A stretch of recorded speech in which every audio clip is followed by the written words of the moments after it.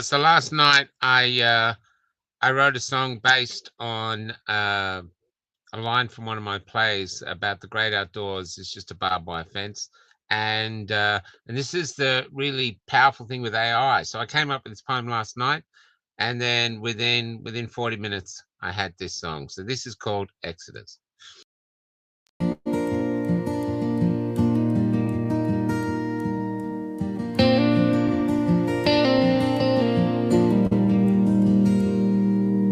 Chang bought a van and decked it out, showed us all had all he needed.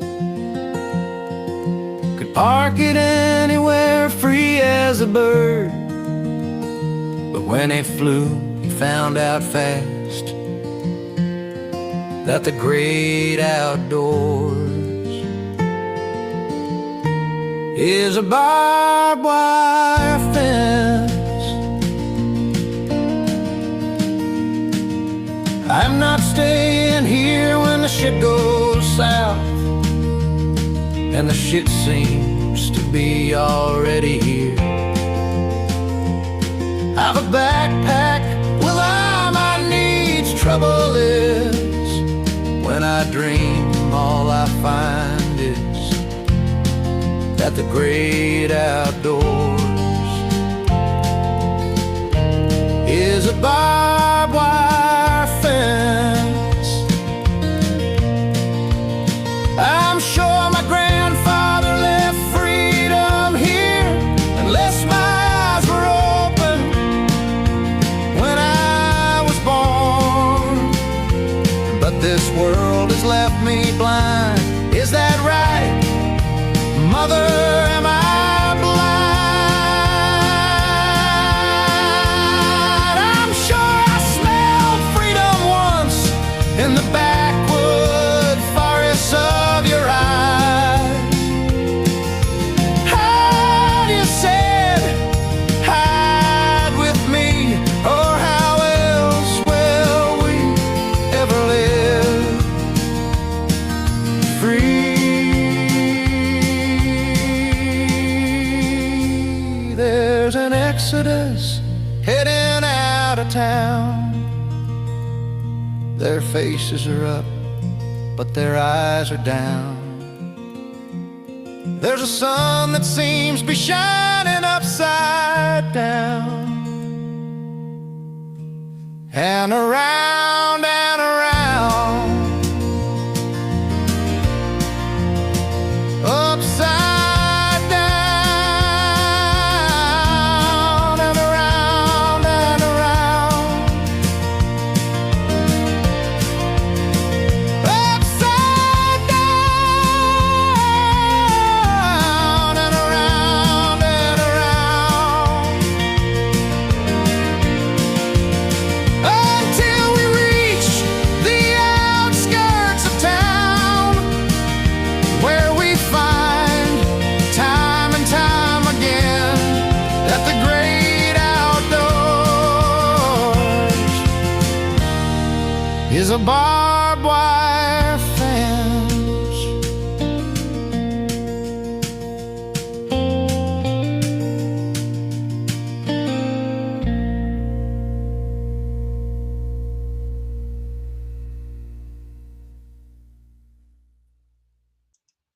What miserable son of a bitch wrote that?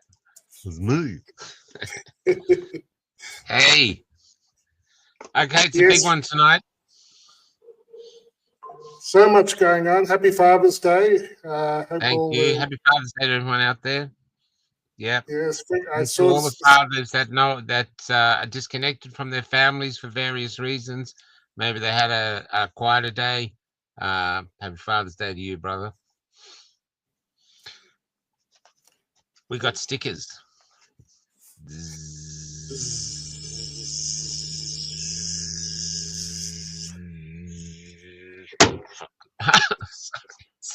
It's fine. It's a sticker.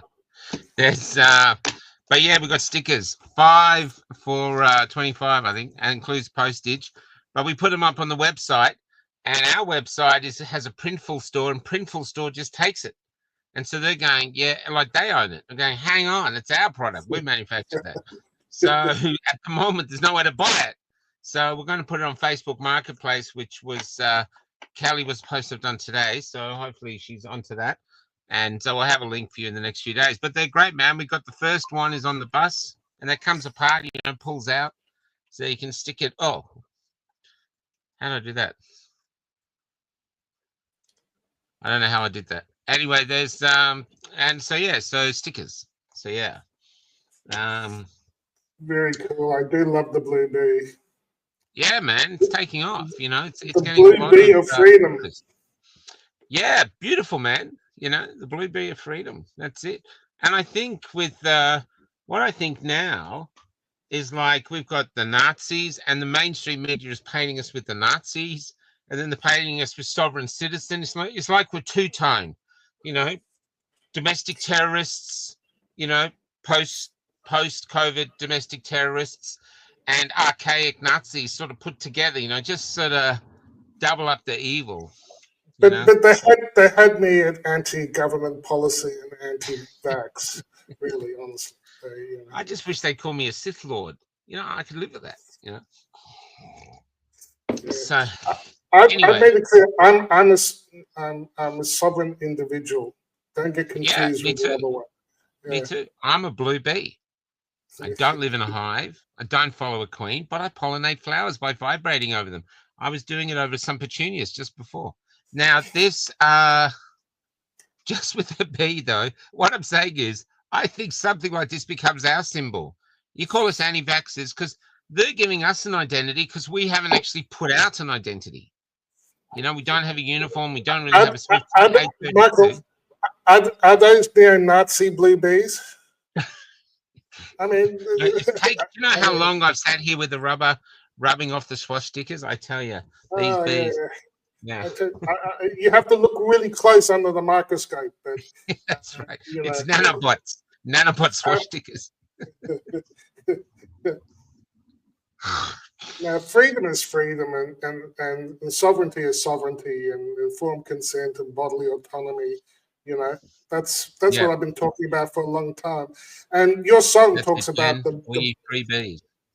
Yeah, we're free bees. The barbed wire fence. Well, one of the worst things around COVID was when they started to say, stay at home. You need permission to move anywhere. Yeah. It's an issue. Well, that's kind of what they want. Now, there's another thing too that came out today. I think it's really important. I don't know if I can share it, but it's a young man who claims that they got the digital ID, and the only software they have that is up to the task of monitoring all our data from facial recognition is China's system. I swear to God. It's China's system. Maybe Dan Andrews had to deal with him because wasn't he recently in Beijing? Yeah. So he probably uses their services. He's got the record for the longest run up with a hand. He's got his hand out. He's like running from the other side of the oval, like this. They must turn around. I mean, we don't like Dan Andrews, but they must turn around to each other, go, turn around to his wife and go, the Xi Jinping, whatever, ping pong ball. So there's, it's just, yeah, I know, Liz. We're having an issue with the link. We'll get a link tomorrow about the things. That's hey, Fratello, how you doing, brother? Anyway, tonight's show is different. We're going to be discussing this. So do you want to play the funny one, or you want to just do the opening speech first? Whatever you want. Well, let's do the opening speech, and then we'll do a breakdown of these. So we've got a few of these. We were going to play the whole 3 hours and just sit on the sidelines and take the piss, but we actually thought it'd be more interesting to narrow it down and then take the piss of that. So anyway, here we go. At this time. Thank you, Chairman Crapo, and thank you, Ranking Member Wyden, for the invitation to appear before the committee today. Before I summarize what we've accomplished this year at HHS, I want to express my deepest condolence to the family of DeKalb County Police Officer David Rose, who gave his life to stop the gunfire attack on the CDC on August 8th. Officer Rose was a veteran. He was a husband and the father of 2 children. Officer Rose's widow, whom I visited, is expecting their 3rd child. I'd like Officer Rose's family to know that he remains in our prayers and that he will continue to be in our thoughts. Let me start with the big picture. Under President Trump's leadership, we at HHS are enacting a once-in-a-generation shift from a sick care system to a true healthcare system that tackles the root causes of chronic disease. Chronic diseases reach crisis proportions in our country. And finally, we have an administration that is taking action. The MAHA report assessment, which the White House released in May, was the first government analysis of the key drivers of childhood chronic disease: ultra-processed foods, chemical exposures, physical inactivity, and over-medicalization. This month, we will follow with the MAHA report strategy, the Trump administration's solution for addressing each cause. At HHS, we haven't just been writing reports. We have been the busiest, most proactive administration in HHS history. In just half a year, we've taken on food dyes, baby formula contamination, the grass loophole, fluoride in our drinking water, gas station heroin, electronic cigarettes, drug prices, prior authorization, information blocking.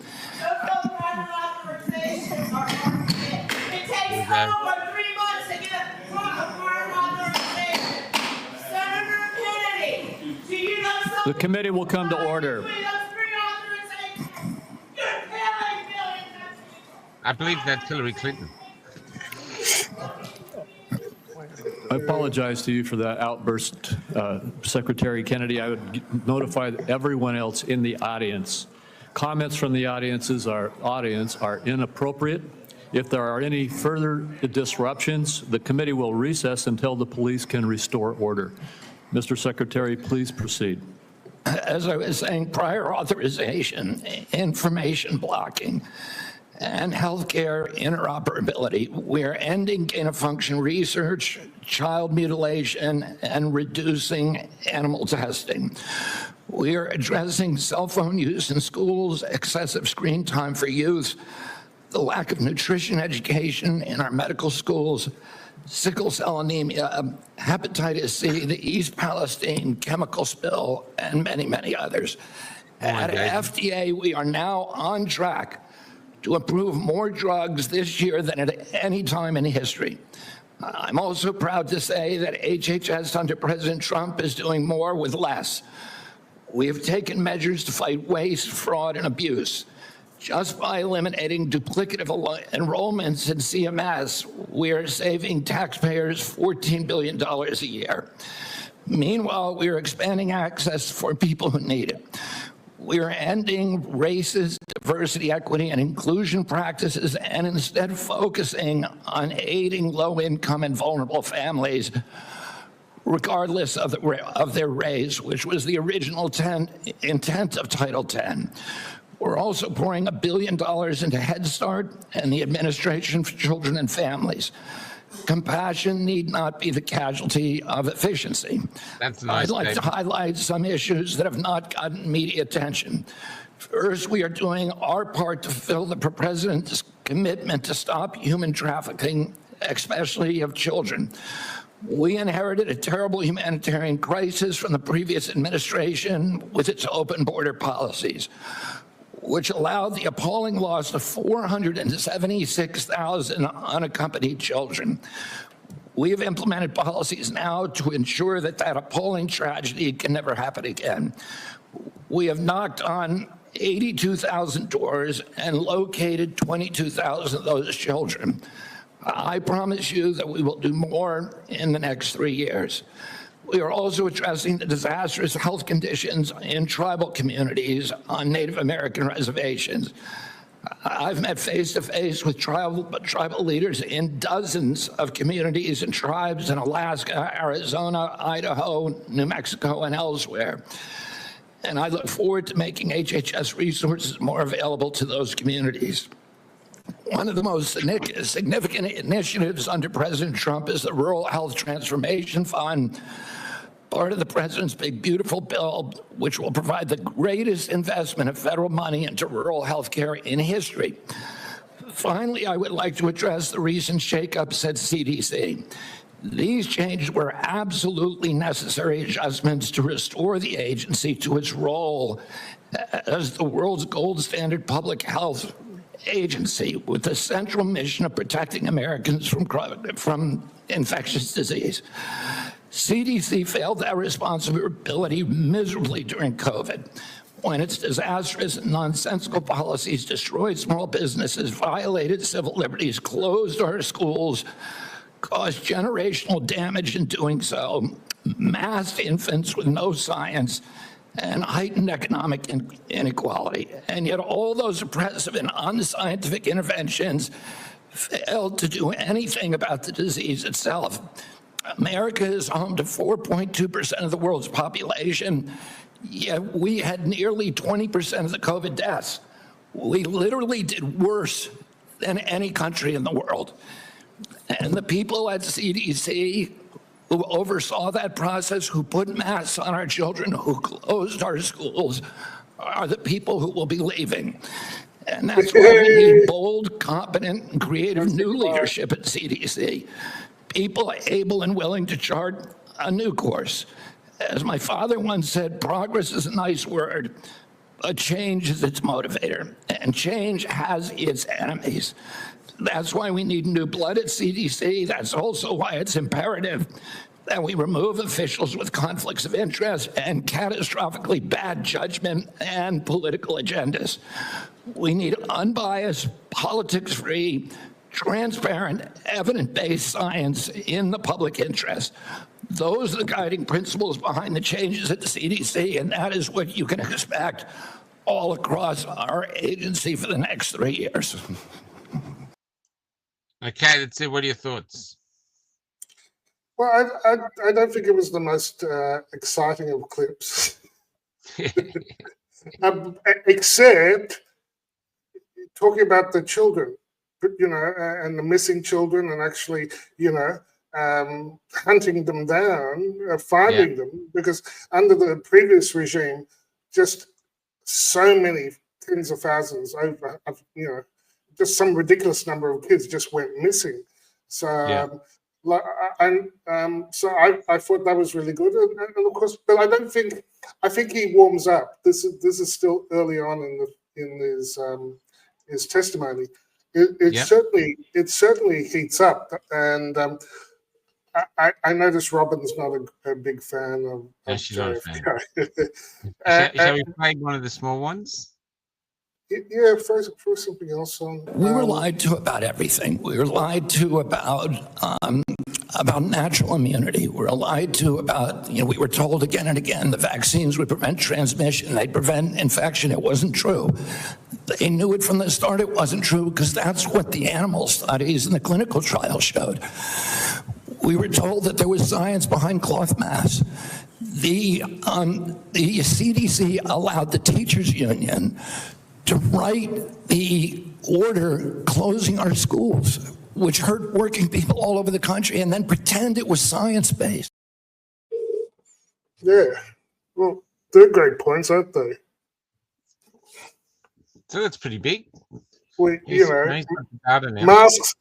and lockdowns were bullshit. Yeah, that should annoy people. The masking of kids was an abomination on so many levels. And they just made it up. So many levels of stupidity and corruption, that they flagged as science. That's why I say I call that sort of science because you pronounce it with a $sign instead of an S. Yeah. Oh, here's another one. I could sit here and give you thousands. But in 2002, CDC did an internal study of Atlanta and Fulton County, Georgia children, and looked at children who got the MMR vaccine on time and compared those to kids who got them later. So in other words, kids who got them before 36 months and kids who got them afterward. The data from that study showed that black boys who got the vaccine on time had a 260% greater chance of getting an autism diagnosis than children who waited. The chief scientist on that, Dr. William Thompson, the senior vaccine safety scientist at CDC, was ordered to come into a room with 4 other co-authors by his boss, Frank DiStefano, who's the head of the immunization safety branch, and ordered to destroy that data. And then they published it without that fact. So you know that story, I know that story, and you know of hundreds of stories like that. It happens all the time. We are being lied to by these agencies, and we're going to change that right now. I'll just tell you one example, and I could sit here and give you thousands. But in 2000. Well, that's doubled up for some reason. So anyway, that is huge. So Oh, yeah, basically, I mean, they knew vaccines vaccines cause cause autism, and they hid the data from you. If you've got an autistic kid, they've just outed that they knew. They knew. What are your thoughts on that, Paul? Well, some of us have heard the name Thompson, and he was ordered, but he kept a backup, and then eventually his conscience got the better of him.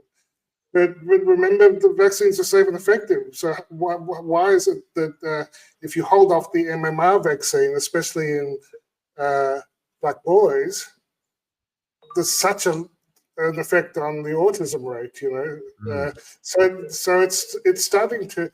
It shows the vaccine association with autism and an effect of delaying the shot. So, you know, one of the issues is, you know, they give the Hep B vaccine at birth. And it just seems insane. But we'll have clips of that too.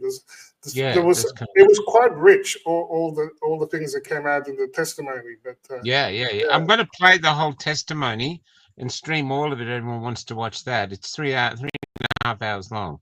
Here's a guy who doesn't like Kennedy. To sharing the protocols used for the autism study with Congress and to the public? They're public. Will you commit to giving it to this committee by the end of the week? No, not because that's not the way it works. Will you don't even know what you're talking about. Mr. Secretary, will you commit to sharing the protocols for this study by the end of the month? We already have You just said it's public. We put out the notice of funding opportunities, and then the scientists from all over the world. You're not understanding me. Let me speak clearly. No, you're not understanding how the world works. Do you understand what the protocols are? Do you understand what they are? The scientists who are doing the studies submit the protocol. Okay, so you know what they are. That's not coming from us. So will you commit to sharing those protocols with this committee? Well, anybody can get a hold of the protocol. It's published with the study. Mr. Chairman, what I'd like to ask is for your commitment here. I think what Kennedy was trying to say was, you're a fuckhead. You little pharmaceutical whore. It just not understanding what is going on. It's quite because he's got a big pharma up his ass going, just say something. He's focused on the protocol. Right. But it's in the public. It's going to be up your phone, moron. It's right there on your phone. Grok it. He was. Michael, I wanted to address. Can we do a quick segue? I wanted to address the title. You said APRA. I told you. Oh yeah, sorry. Right? That was me, APRA. That was me. That's cool. And I didn't choose that heading. No, I don't care. I don't care what APRA does to me. But a few days ago, Michael, was the 4th anniversary of my suspension of my medical license. You know, it's a sacred day, and I nearly forgot. This was the post I did on that day, and I just to show you how far things have gone in 4 years. Let me play Doc Malik's clip here with because we know that Moderna, Pfizer, the big pharma, they were all working very hard. They wanted these gene therapy techs out there, but they couldn't get people to volunteer for tests. They couldn't get people to volunteer for the studies necessary to do it because nobody wanted their genes edited. So this was something that was talked about publicly prior to the COVID nonsense, prior to the mRNA nonsense, prior to everything. There were a number of times, there's a real famous clip of one of the executives, I think the CEO for Janssen or something like that, talking about how, gene therapy is the future. We can't get anybody to volunteer for the testing though. Well, here's the thing. This tech has been around for a while, but it was never tested. It was never properly developed because nobody wanted their genes edited. And there's a huge risk because, if mRNA does integrate into the genome, which more and more evidence is suggesting that it has and does to some extent, what does that do to humanity on a permanent basis? And that's a real question, right? To this day, nobody's answering it because the FDA is doing the same thing the FDA has always done, which is avoid studying anything that might be uncomfortable. Right. That's how it is that we have no real links between autism and vaccines because they won't study it. It's not that it's not there. They just don't want to study it. Right. And the studies that are put out are usually industry-based or back studies that are fake and nonsensical and just based on garbage in, garbage out. So Michael, that's this year. Now, I just wanted to contrast it with what I told the medical council at my emergency suspension hearing for, and just a few quotes from there. After they'd asked me, am I getting vaccinated? And I said, yeah, I'm getting vaccinated. I've been vaccinated. Are you vaccinated? I'm vaccinated all sorts of things, just not this. So I said, summing up, I said, so I think there is an issue with mandating a therapy where there are signals of harm, where the long-term data is not known, and where because it was approved under emergency use in the USA as a vaccine, it meant it didn't have the normal panel of tests that you would normally do for a gene therapy. And gene therapies have their own panel of tests that they need to go through. And so far, none of them, outside of people dying of cancer, having mRNA immunotherapy approaches to treat them, because they're dying and they've got a serious life-threatening illness, have had these therapies used investigationally for treatment. But that's not what we're talking about here. We're talking about massive, global, not even global elective, but globally coordinated to completely vaccinate everyone. And I think we as a profession have to be cognizant of informed consent and patient autonomy. These are things I've learned all through my career. Yeah. And it's the focus of our ethics training and our practice, and even your practice as a board, to make sure we provide patients with informed consent and we maintain bodily autonomy. And I don't think you can have informed consent can exist in an environment of coercion or censorship or even limiting open debate. So I'm concerned with limiting discussions over treatments or therapies where the potential for harm is actually extraordinary. So that's what I told the medical council. And doesn't it sound so much that's amazing, Paul. Yeah, I mean, it's just, we were talking about this today, about how the truth is just, some people just don't want it. Yeah. It's not about truth, man. We're not talking about truth anymore. We're not even arguing data anymore. Much. Do you know what it is? We're discussing whether or not we are free or we're slaves. Whether we have the right to say no to a government mandate. And Trump didn't respond. I've got another post here of Joseph Ladapo, the Florida Surgeon General, who said we're going to end all vaccine mandates in Florida, which is huge news, And then unfortunately, Trump did a response to it, which was very disappointing because it went, some people like vaccines and some actually work, we think, and they're wonderful. So we want to reserve the right to just say, you fucking take it. You serve, That's how I read it. That's how I read it. It's a question of, are you have you got your own bodily autonomy? Are you free to say no to a medical You treatment? said sovereign. What? You said sovereign. Yeah, sovereign No, individual. I don't say that word anymore. They're Sovereign pagan. individual is fine. Look it up in the same Wikipedia that page that that ASIO sends you to for sovereign citizen movement. You'll see there's a link there which is not to be confused with sovereign individual, which is all about bodily autonomy. Yep, I get it, man. This is for ASIO because they probably know this stuff, but you know, Even our B is sovereign. Yeah. That's a fact. Okay, I feel a little bit better having got that off my chest. I mean, people don't realize how powerful you were to say that then, and how tragic it was that they wouldn't listen, and then how you've had to bear the grief and burden of watching it unfold, knowing that you warned them all. It's like the lookout on the Titanic going iceberg, iceberg, iceberg, and the captain calling up, no, it's okay, I'll just have it on the rocks. You know, it's not a burden, Michael. It was an honor they gave me, one that I didn't expect, didn't want. Yeah, it's a good way to see it. But I don't know why they, you know, my 50 Facebook followers. I'm not sure we could use that in the marketing, and not at the moment. So look,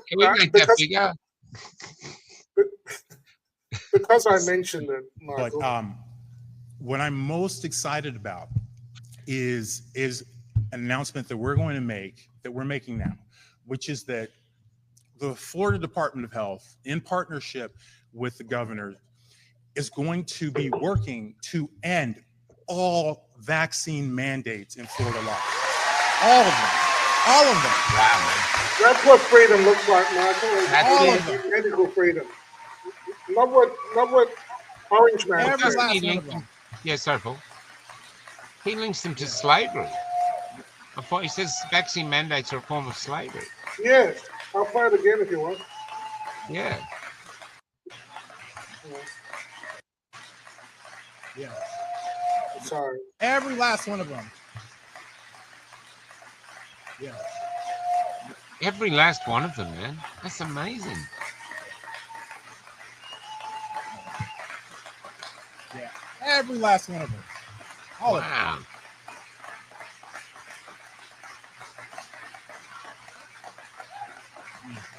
Amazing they haven't killed him. Every last one of them. Every last one of them is wrong and drips with disdain and slavery. Okay? Yep.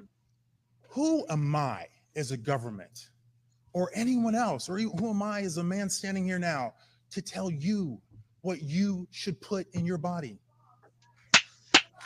Who am I to tell you what your child should put in your body? Dad. Amazing, Dr. I don't Dan. have that right. It's just your body, incredible.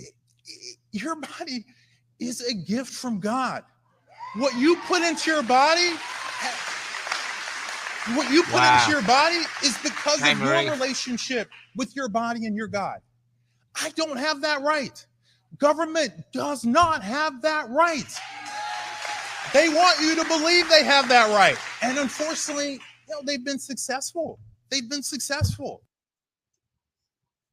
Oh, so yeah, what a great clip, hey? Huge, man. That's huge. It's good, but I'll see if I can find a tweet where I compared that with what Donald Trump said, you know, and he was asked to comment on it, and it was very disappointing because, you know, effectively he was saying, I'd like him to put it in his own words if I can find it, but it's not about the data. Basically, I said to Donald, it's not about the data. It's not about whether the vaccines work. It's not about whether it's not even about whether they have side effects. What it's about is what Latipo was saying was your right to informed consent, which means no thank you. I don't want that fucking shit. I mean, that's it. That's Thank you. informed consent, as I understand it. Yeah. And that So if you want apparently to makes take you. it, take it. You know. Yeah. The right to your bodily autonomy. That's what Ladapo was saying. And notice he referred to a higher power. You know, Yeah. The Constitution of America was based on this idea that the people had inalienable rights, God-given rights. The rights didn't come from government. The Yeah. rights were there. That's what inalienable means. The government doesn't give it. And you had people at that hearing with Kennedy who were clearly of the mindset that, oh, no, we make the laws. You have the rights that we give you in the laws. No, the government isn't the source of freedom, you know? Yeah. Yeah. So, Well, so actually, because I'll just play the Bernie one. I got two more. Oh, before you do, I want to play the one that we missed from before. Oh, yeah. Just to give a sense, because this is the sort We of. just have to tell the audience, because we've got RFK on. It's an RFK, and we're talking about vaccines and maybe the fact that they don't work. Tonight we are going for the award of Australia's most censored podcast show. Just the category of a show. We're going. You know, Robin is sort of been ahead of us. You know, she's doing some pretty cool shit. And but tonight we're going for the Guernsey. So I don't expect anyone to be here. Look, this is a perspective on it, which we haven't really got so far. RFK just testified to the Senate Finance Committee, and the dude just rained fire and facts upon those corrupt Republicans and rhinos. They were all crying about all kinds of shit, vaccine this and fucking, oh, you're attacking my biggest contributor, Big Pharma. Bernie Sanders just pitching fits. Oh, do you think all these people are just corrupt? And RFK would just come back and he's like, yeah, that Big Pharma's bought off all of them. That's why we have to fire these people, because they all came from Big Pharma. He goes, do you see the conflict of interest there? And they're like, how can you just fire everybody at the CDC? What do you think this is? And fucking RFK just burns it down and is like, well, we are the sickest country in the entire world. And since the CDC is supposed to be like monitoring that, clearly they're not doing their job. So yeah, we better fire them all and get people in there that are more competent to do this job. Dude, he lit off the fucking dynamite and says like that he's going just in a couple weeks. He says they're going to be dropping their report on why the kids are so sick and the high autism rates. He says early data back on the MMR, that's measles, mumps, rubella, huge. The earlier a kid gets that, the chances of autism through the fucking roof. 5 times worse if you are a black male. Black male babies, evidently, that is super bad for them. Like 5 times, and it's already like 200% more. The longer you wait on that vaccine, the better your chances. And evidently, girls are less susceptible to autism from that vaccine. Kennedy just was dropping bombs. Fucking Elizabeth Warren starts freaking out. Oh, you're going to take all the vaccines away from everybody. And he goes, no, we're just doing the testing and we're going to give you the data. And the ones that are bad for you, yeah, they're going to be, they're going to be banned. It is so, like, you get that? Like, they're all bad for you. So Elizabeth Warren's like in her fucking panic, like, no, we're not taking away all the vaccines. Well, we're just going to tell you how fucking bad they are for you and that they don't fucking do anything. How humans have been around for 120,000 years. You said this, Michael. We don't need vaccines to fucking survive. Do you understand that, people? Like, why in the fuck are we so sick? The human race has survived 120,000 years. Ice ages, plagues, all the worst this fucking world has to throw at us. And we were just fine, and we were a lot healthier before Big Pharma started sticking their fucking dirty dick in our ass. Oh, dude, RFK just brought bomb after bomb. He's like, well, right now we have a sick care system that just perpetuates unhealthiness. And he goes, so we're going to fire all these people, and we are going to create a true healthcare system. It's like, oh, wow. One of the Democrats started freaking out. He's like, yeah, you know what else we did? All the lost children somehow Health and Human Services has those files. They're not with Homeland Security. RFK says, well, Health and Human Services has found 22,000 of the missing traffic children. Oh my God, you should have heard the Democrats lose their fucking mind over that shit.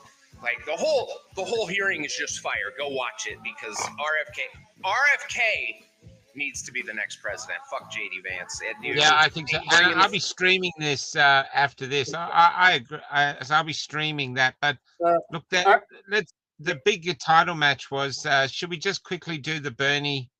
Absolutely, So we can. No, I have to admit, I like both. I like Bernie Sanders. You know, I don't get his big pharma thing, but I like Bernie Sanders and I like RFK. So these are like two. It's like one of those matches where I don't know which one I want to win, but I think I'm favoring RFK. I'm a bit star. I think if he came on, he'd be like going, you know, what's the exchange and see if you're still as impressed with Bernie? Yeah, let's go see. Yeah, I haven't. Just want to pick up on Senator Warren's. I won't do it that way. I'll do it because that way it gets rid of us. Let's. I've got him here. Which one is it? Here it is. Dun dun dun dun dun dun dun dun. In the right corner, the truth. In the left corner, Bernie had a bit of a significant slip. Just want to pick up on Senator Warren's point. Are you telling us that the former head of CDC? Just before we go, look at that face. That is fucking that gangster face, man. You know when those things come down in glasses? That is it. I'm not scared of you corrupt pricks. Bring it on. No fucking script. No one telling him what to say. He's just straight down the barrel. He's got that crooked voice. Doesn't let it bother him. I mean, this man's the bomb. I know Robin's just going. Want to pick up on Senator Warren's point. Are you telling us that the former head of CDC went to you? You asked her, "Are you a trustworthy person?" And she said, "No, I am not a trustworthy person." She didn't say, "No, I'm not a trustworthy person." She said, "No." I'm giving a quote. And I asked her twice. No, 1 second. And you're also repeating now that she is a liar, correct? What she wrote in the Wall Street Journal. If she wrote that I fired her because she refused to sign on in advance for the ASIP committee, no, that's not accurate. All right, so you're calling her a liar, and I look forward to her coming before the Health Committee, maybe this committee as well. All right, Mr. Secretary, I've got a bunch of questions. Appreciate brevity in answering it. Here we go. So-called beautiful bill threw 15 million Americans off of health care, substantially raised premiums, and is going to have a terrible impact on nursing homes, community health centers, rural hospitals all over America. Very briefly, is that really making America healthy again? It's going to be the biggest infusion of federal dollars into rural health care in American history. Yeah, you know why? Because you're cutting $150 billion for rural hospitals. You're putting $50 billion back. That's not an infusion. That's a loss of $100 billion. All right, next question. President Trump, who I don't usually agree with, called COVID vaccines, quote, one of the greatest miracles in the history of modern day medicine that saved tens of millions of lives worldwide. Scientific community agrees with Trump. Lancet study found that it prevented almost 20 million deaths during their first year of use. Secretary Kennedy, are President Trump and the medical community right, or do you still believe that the COVID vaccine was, quote, the deadliest vaccine ever made? No, first of all, I didn't say that. Oh, I said that in terms of affairs reports a while ago. I said today, I think that President Trump should get the Nobel Prize. So who's right? Is Trump in the medical community right, or are you right? President Trump did an extraordinary piece of leadership. Is he right or wrong? Did COVID save millions of lives? As I said, he got Americans back to work. At that time, that particular vaccine, which perfectly matched the virus that was circulating then, and I have no idea how many lives it saved, but it saved quite a few. You know, what I find a little bit weird in this discussion, I'm hearing it over and over again this morning, Mr. Chairman, is we've got the entire medical community on one side. You got the AMA representing hundreds of thousands of doctors, the American Academy of Pediatrics, the American Public Health Association. All of these organizations are telling us that COVID vaccine and vaccines in general are safe and effective. You are casting doubt on that. Safe and Who are your effective. scientific, Safe who and are the effective, organizations safe and that are effective, agreeing with you and casting aspersions on vaccines? The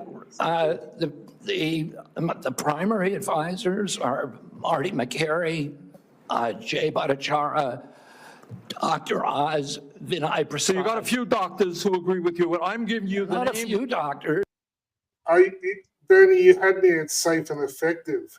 Man, that was so good. I mean, I haven't seen any data that suggested it worked even when it was perfectly matched. It was a flawed approach, and it was a toxic approach. And it was unnecessary because you could have treated it with vitamin D and early treatment with, God bless you all in the name of the holy horse paste. The holy horse paste, the hydroxy, the vitamin D, the zinc, the quercetin, and the zinc ionophores, and the mysterious melatonin. I bless you all. I mean, that's the key point, really, isn't it? Yeah. I just want to get back. I just want to hear the end of it, but I agree. Jay Bhattacharya, Dr. Oz, Vinay Prasad. So you got a few doctors who agree with you, and I'm giving you the Not name. a few doctors.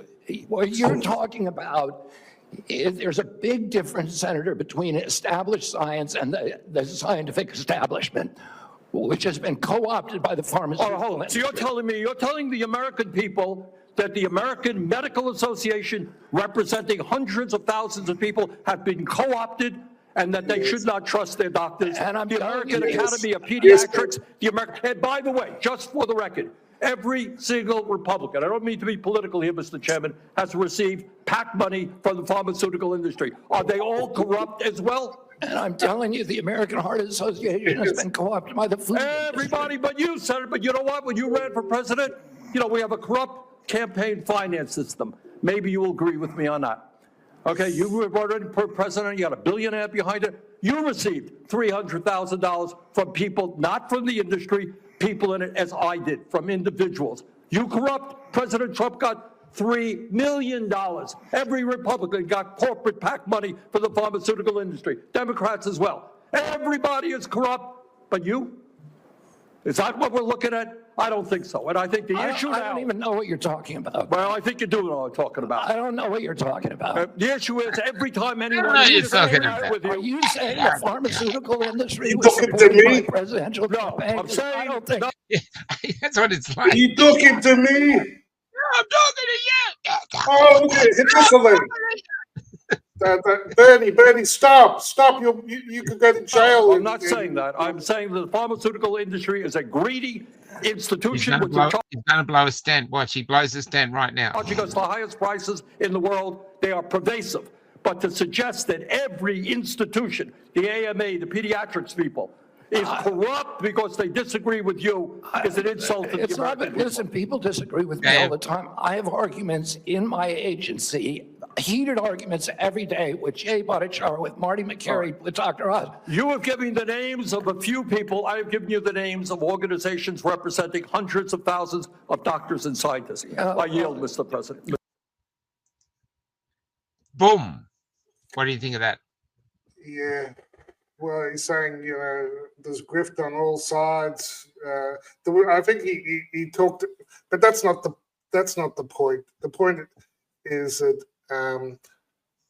these associations, like the American Academy of Pediatrics, is bought and paid for by Big Pharma, and they call that conflict of interest, but I call it corruption.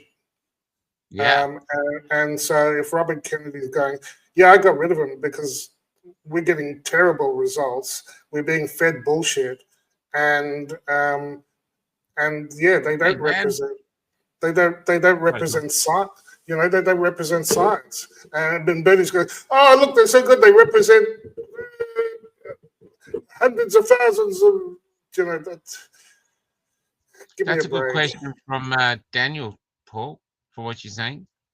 How much damage control would this be doing to the reputation of our federal and state health system?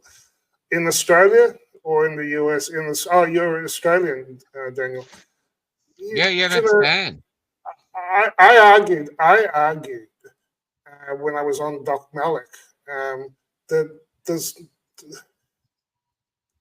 it's done. They've trashed their reputation. The only way out. So I think they should be all gone and replaced. Even you'd like go back, renovated back to the studs, and start again. Because and make bodily autonomy and informed consent and ethics and morality and do no harm, the principles again. You know, because we've lost all that. So to me, they have to actually go, oh shit, we stuffed up. We did some really stupid stuff, and we harmed a lot of people, a lot of kids, a lot of pregnant women, a lot of grandmothers. Yeah. Basically, we made mistakes. We're really sorry, and this is how we will never do it again. And then I might accept the same logo, you know, under something called a health system or some health expert, you know, because it's rotten from the point I'm making. Without the morality and the ethics, it's rotten from the studs, you know. Yeah. I just absolutely right. I also saw here, I was meant to tell you this. Someone in Canberra wants to stay, a high official wants to stay anonymous, said as the establishing Australian Centre for a Central for Disease Control, our own CDC, which will be managed by the American CDC, and we're putting 251 million over 4 years, 90 million allocated 23-24, and $73 million funding for the last year. But the thing is, when they established it, Biden was in charge. But now our CDC is going to have to come under the control of Kennedy. Well, you know, there were some things he said that disappointed me. You know, when he, like I say, when he was trying to defend with Bernie about the shots, probably saved some lives early on when it was perfectly matched. Now, I haven't seen, like I said, I haven't seen the data on that, but I highly doubt it, even when it was perfectly matched, because it was like they were playing croquet when they should have been playing golf. You know, they missed the target so badly, and all the aspects of these COVID synthetic gene technology was toxic. You know, the lipid nanoparticles were toxic, and the payload, the spike protein was toxic, and the mechanism of action allowed it to cross all these barriers that it normally wouldn't cross because it didn't stay in the arm. It went everywhere. And that produced like an immune attack on your brain and on your left testicle and on your right tit. And it's just like literally everywhere, and your heart. And in my case, the brain and the testicle are in the same place. But yeah, it's true. So it's like I didn't take it. But this is true. But how much do you think, though, even though I actually think he's doing incredible stuff, because I mean, he could be killed off at any moment. And do you think he's like, his answer to Bernie is him being political, because he's got Trump here, and Trump can be vindictive if you challenge him suddenly. I can't do a Trump voice, but he used to sack people pretty quick. So I wonder how much of that is political. That's it. I'm with Tash. He's walking a fine line, you know. Yeah. If he goes bananas, he could get sacked. You have to be smart in what he says. That's what I think's happening. I do like him. I think Robin's Steve's the same. Thanks, Steve. Robin's criticisms are quite valid. You know, him pushing the wearables, and that last exchange when I think he went a bit soft, but it's almost like you have to. I think it's a mistake to play along with the delusion of the Vaxophiles. You know. Yeah, but I just wonder if he has to, because if Yeah. they find any reason to kick him out, then he's totally ineffective. If you want to watch some great rants, everybody, click on Steve Adams' Facebook and join his Facebook. He does these great rants from the beach. There's and he's up against the Democrats. I don't think he's is scared of, but it's both his father and his uncle, or his there's been a lot of death in his family, and so I think he's playing a very difficult game. And think how, this is entrenched. It's like where I talk about Santa Claus. This is Santa Claus up where the parents don't want to admit. But I saw you putting the presents under the tree. Oh, yeah, Santa asked me to because he was running late. They just don't want to fucking admit that they're lying. And so, he has to. Yeah, I don't know. I think that's what's happening. Look, it's clear that we have deplorable anti-vax cookers in high places now. But that's only. But to be fair, that's only because they never tested this shit that they've been giving to our children for decades. With placebo controls. That's why the unvaccinated, vaccinated controls, any data set that has that is very important, because you can see the long-term harms if you have those sets, and you can see if there's more benefit than risk. Yeah. So you've got Del Bigtree talking about something that's coming up. Oh yeah, I've got that. But look, this coming here, like someone saying, why doesn't he just do it? But I'm here with Christine. I just think RFK Jr. has to be political to get done what he wants to get done. It can't be done overnight. He's a lawyer, remember, and I agree. I'm sort of leaning that way. So I have faith in him. Yeah. Anyway, I'll bring up Del.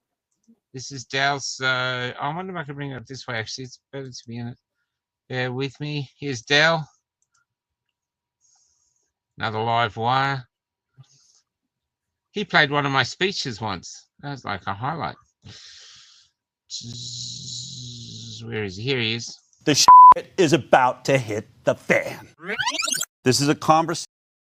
Oh, that's such a great way to start, isn't it? You wanna get people to stick around to see the rest of the rant. The shit is about to hit the fan. This is a conversation that has been a part of the medical freedom movement for decades. Vaccinated versus completely unvaccinated study. Guess what? The head of infectious disease at one of the most prestigious medical institutions in the world, that scientist said, I'll do that study. Just compare these two groups of children. He did that study, but they were not what he expected. In fact, the results were so horrifying and so incredibly damning, he was concerned it would destroy the vaccine program if the world ever saw it. And he buried it, locked it away, and hid it. And for years, we've been trying to figure out, how do we get this out to the public? Aaron Siri will be testifying about this very study, and we are going to premiere the trailer for the movie An Inconvenient Study, the cause of America's chronic disease epidemic exposed. This is going to be the game changer of game changers. Never before has a completely pro-vaccine institution of pro-vaccine scientists set out to compare two groups of children to prove that we were wrong and accomplish the exact opposite. You are not going to believe what they found. It's so scary, they're afraid of it, and now we're going to do something about it. I'm telling you, the shit is about to hit the fan. Well, see, that's what we should do our show, man. Yeah, man, we're just way too chill. We're just way too chill. But maybe it's the blue bee influence. It's just a bit, no. But funnily enough, I did a post, which is sort of, I think is a bit of a spoiler alert. Oh, Dr. Dan, I have to say, guys, Lynette, Rumble has a few issues tonight, so we can't see the Rumble comments on our page. They're not coming through. There's something wrong with Rumble, which is unusual. Usually Rumble we don't have an issue with. I hear so I'm just going across to Rumble. Just before you do, just to finish on that Del Bigtree. Yeah, go ahead, man. So yeah, here's my post from a few hours ago. I suspect this is the sort of data you'll see, because this is what Paul Thomas and James Lyons Wheeler found when they were he was suspended. It's not the paper was retracted, but not by him and not by the authors. There was no problem with the data. It was retracted because they didn't like what it said, which is sort of what Del is saying. And I've heard I've heard two different things. Vigilant Fox says the data is back to 2020, but I'm hearing from Dr. Lynn Finn and Ryan Cole that I think it might be 5 years ago that this study was done. But this is Paul Thomas, and you can see. Look at ADHD. It's basically absent in the unvaccinated. The blue line's unvaccinated, and the orange line is vaccinated. So if you're trying to deal with an ocean of chronic disease in your society, and they're suppressing this sort of data, look at the difference in asthma, rhinitis, breathing issues.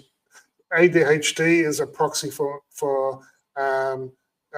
mild autism.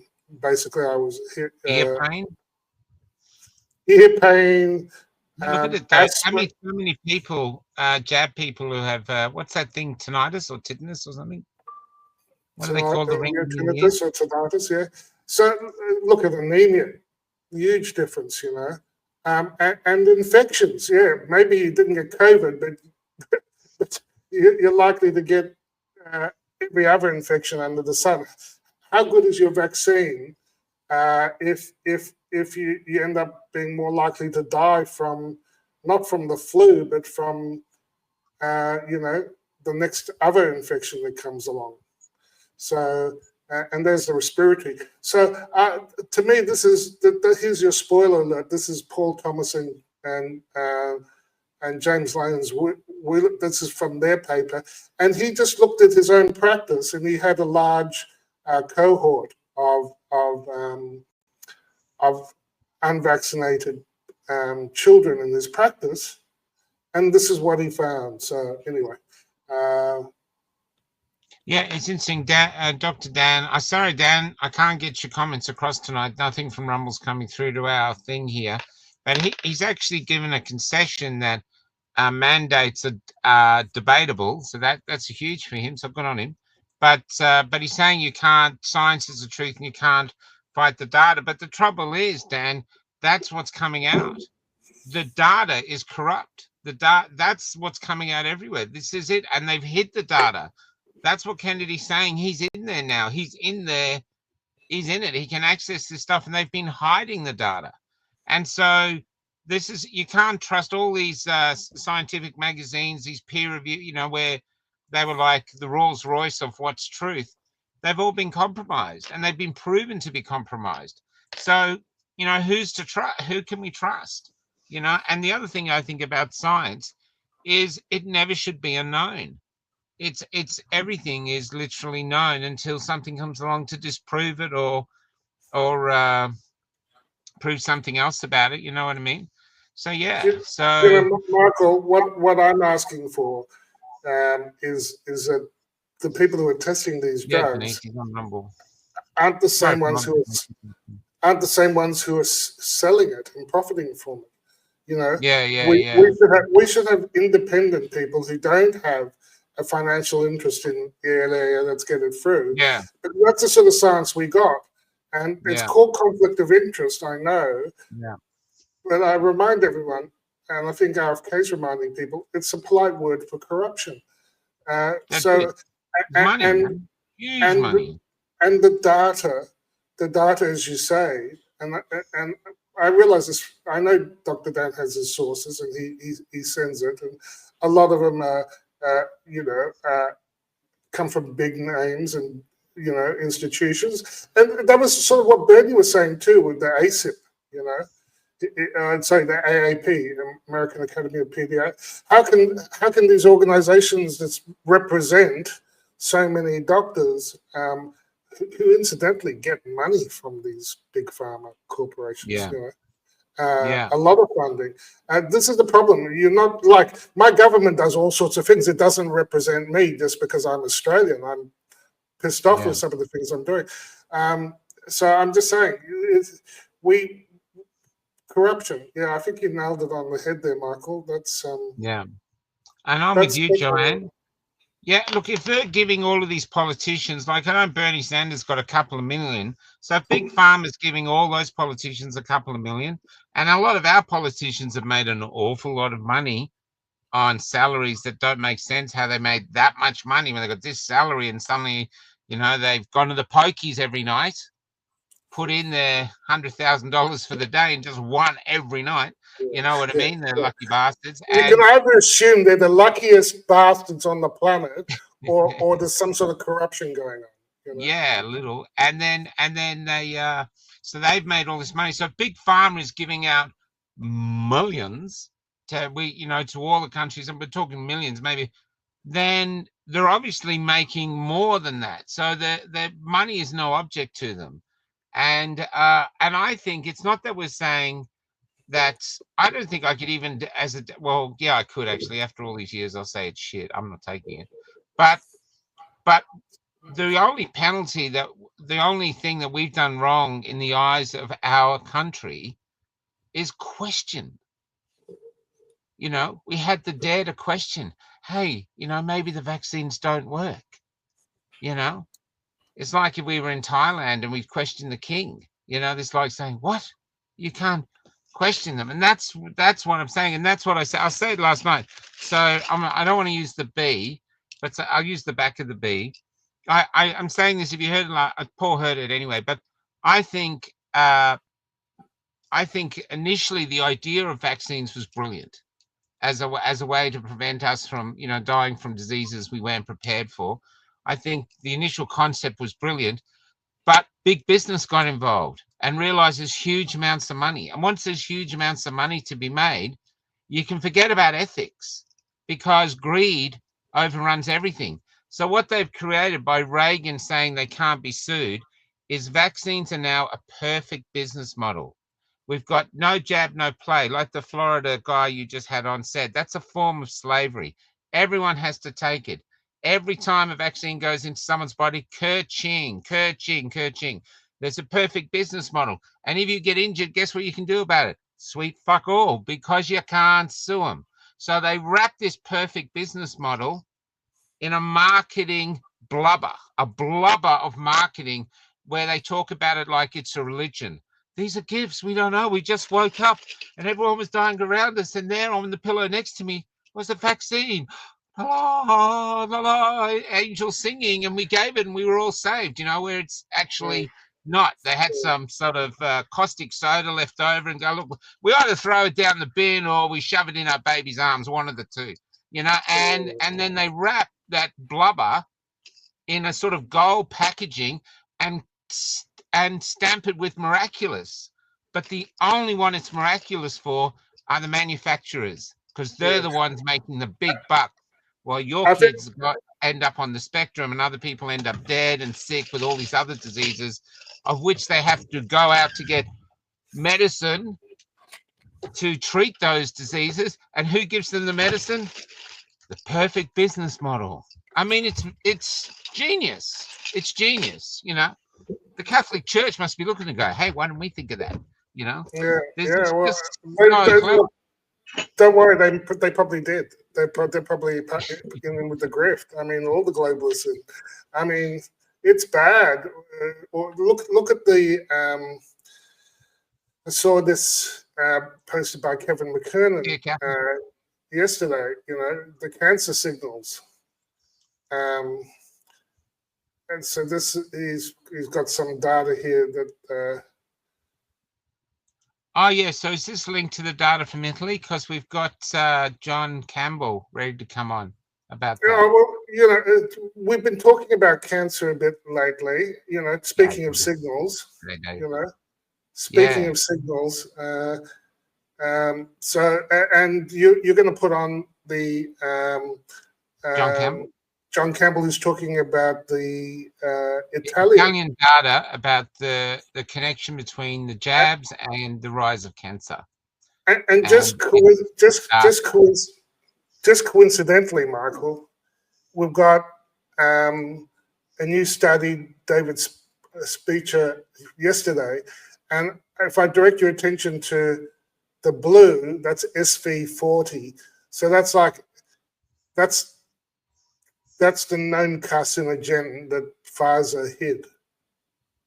And it's really, it's decent levels. Look, it's sort of up there. So if you're seeing these cancer things, and then cancer blooms, and especially where, you know, it boggles the mind. But so this is the thing: more and more data is coming out that is showing that you're not probably imagining it, that you're seeing more cancer around you. You know, shall we pay John? Yeah, sure. Well, a warm welcome to this talk. Now, there's been concern for some time now from talking to various experts about the increased risk of cancers, probably all types of cancers or many types of cancers. Look at his studio. He's got a sheep that says C. He's got Orwell up there, I believe, on his second shelf. Yeah. I don't know who that guy is. That must be important. He's got him there. Isn't that like? Oh yeah, John's talked about this for a while. He used to have the Ministry of Truth up there from 1984. You know. Okay. Yeah. He understands what's going on. Yeah. Various experts about the increased risk of cancers, probably all types of cancers or many types of cancers after COVID vaccines. Now, of course, we're deprived of data in the United Kingdom between the vaccinated and the unvaccinated. We just can't get that information freely. But there has been.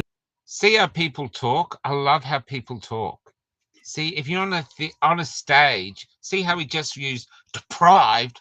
So it's like an iceberg. He's saying the word and it means all this stuff underneath it. That's how we really talk. So we use words, but the tone and inflection is like 40-50% of what we're communicating. He was very theatrical with it. A study done in Italy. And what this shows is increased incidence of cancers 6 months after COVID vaccinations. Now, let's look at where we got this from. This is from this paper here. Experimental in Clinical Sciences Journal, peer-reviewed, of course, made publicly available. You can download the PDF. The full paper is there. So people that had vaccinated with at least one dose, their chances of getting colorectal cancer, the hazard ratio was 1.34. In other words, 34%. More likely to get it. This is at a 6-month follow-up. Breast cancer, 54% more likely to get breast cancer in the vaccinated group. Bladder cancer, 62% more likely to get it than the unvaccinated group.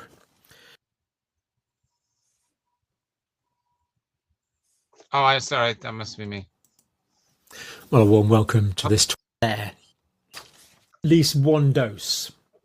People that vaccinated with at least one dose, their chances of getting colorectal cancer, the hazard ratio was 1.34. In other words, 34%. Okay, I got past that. Is that 4% more in the vaccinated group? Bladder cancer. Oh, that's it. He ended on bladder cancer. What a yes. And there's more and more stuff coming out. I mean, there's Peter McCullough and Nick Halsham talked about the work of John Cantizano at Buy Seven. Was that Nick? Yes. Who?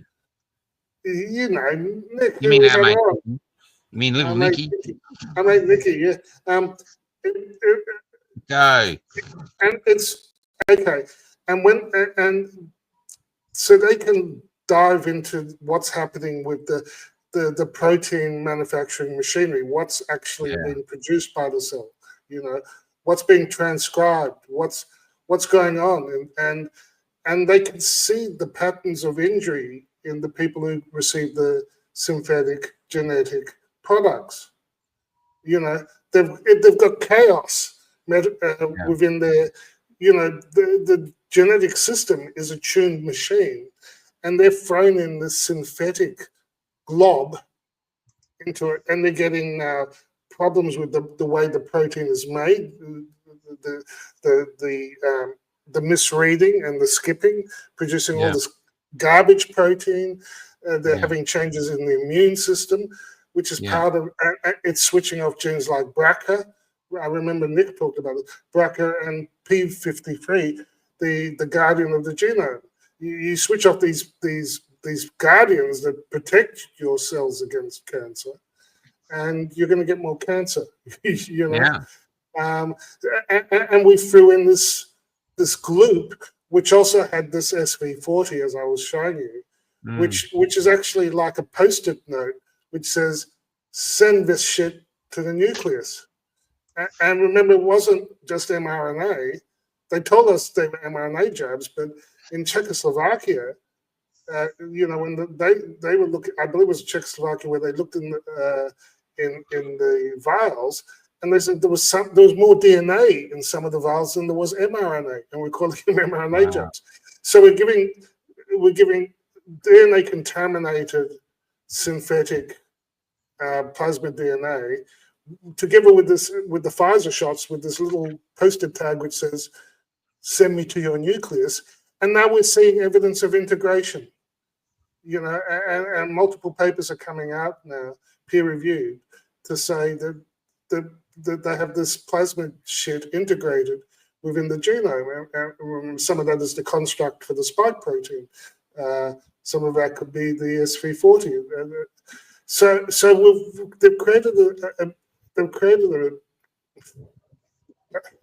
I'm just saying, it's unfortunately. No, I get it, man. I get it's it. Real. It appears real. And of course, remember, I like this meme that Tony said. Oh,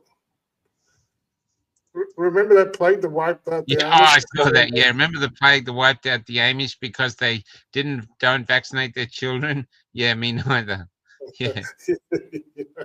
It's, this is the thing. This is the thing. That it's, you know, this is it. It's incredible. And it staggers me, man. It staggers me. You know. So we've covered a bit of ground. I still can't get over it that there's something else. It's, you know, facts and the truth have nothing to do with waking people up. There's something else. It must be, I don't know who to trust, or I don't know. I think. Do you know what I posted? You know what I posted today? I might get Lindsay to talk about it on Thursday. Yeah. I'm not sure what he wants to talk about. I might get him to do you know what I posted today? I said, "What are you doing?" My medical, my profession. I was just shifting. My profession doesn't need more data. Yeah. They need an exorcism. That's true, man. That's true. They've when they've been. It's almost like demonic possession. This vaxophilia that they have. It's like a fetish, you know. What if it's not? What if, just looking at from another example, what if it's good people, right, with good intentions, who've built this enormous industry that now the industry can only survive by getting more people to take their product, and people don't want to take their products, so now You know what I mean? So that's how the corruption is handled. So what I'm saying is, initially it might have started from good intentions, but the road to hell is paved with good intentions. And now, like he said, Kennedy said, America is like the sickest country in the world, and yet big pharma, that's the home of big pharma. But this is it. They can't stop themselves because the money must keep coming in. You know what I mean? Yeah, but it Yeah. doesn't. All the money in the world doesn't mean shit if you're dead or severely injured. Well, they're not taking it, are they? They're not going to take their own shit, without a doubt. But if we die, I mean, I know this sounds like a conspiracy theorist, but as I've been going around Australia, I know in Newcastle and other towns, the funeral directors have been bought up by BlackRock and all those things, and they're making huge funeral parlors which have morgues. They're all in one. You know what I mean? So they vaccinate you when you're born, and then they just milk you. Think of yourself like one of those bears in a cage with the thing coming out to get out of your spleen, except you don't see it. You're able to walk around, but that's how Big Pharma sees you, just as something to squeeze every ounce of money out of you until they bury you now. And now they're still the same, And they keep making money, even all the way through, and then they tax your estate, so the government's happy. So, that's right. That's cool. And so it's just huge amounts of money. I want to do a piece on Canberra because there's a woman I've been talking to. She might come on and do an interview, and she talks about Canberra, which might be all of Australia, as the city of the golden handcuffs, where they've got such good, well-paid jobs, such great conditions, paying off really good, properties. So it's all linked with that. And the only thing, in order to keep all this lovely money coming in, you have to follow the government narrative. You can't question it.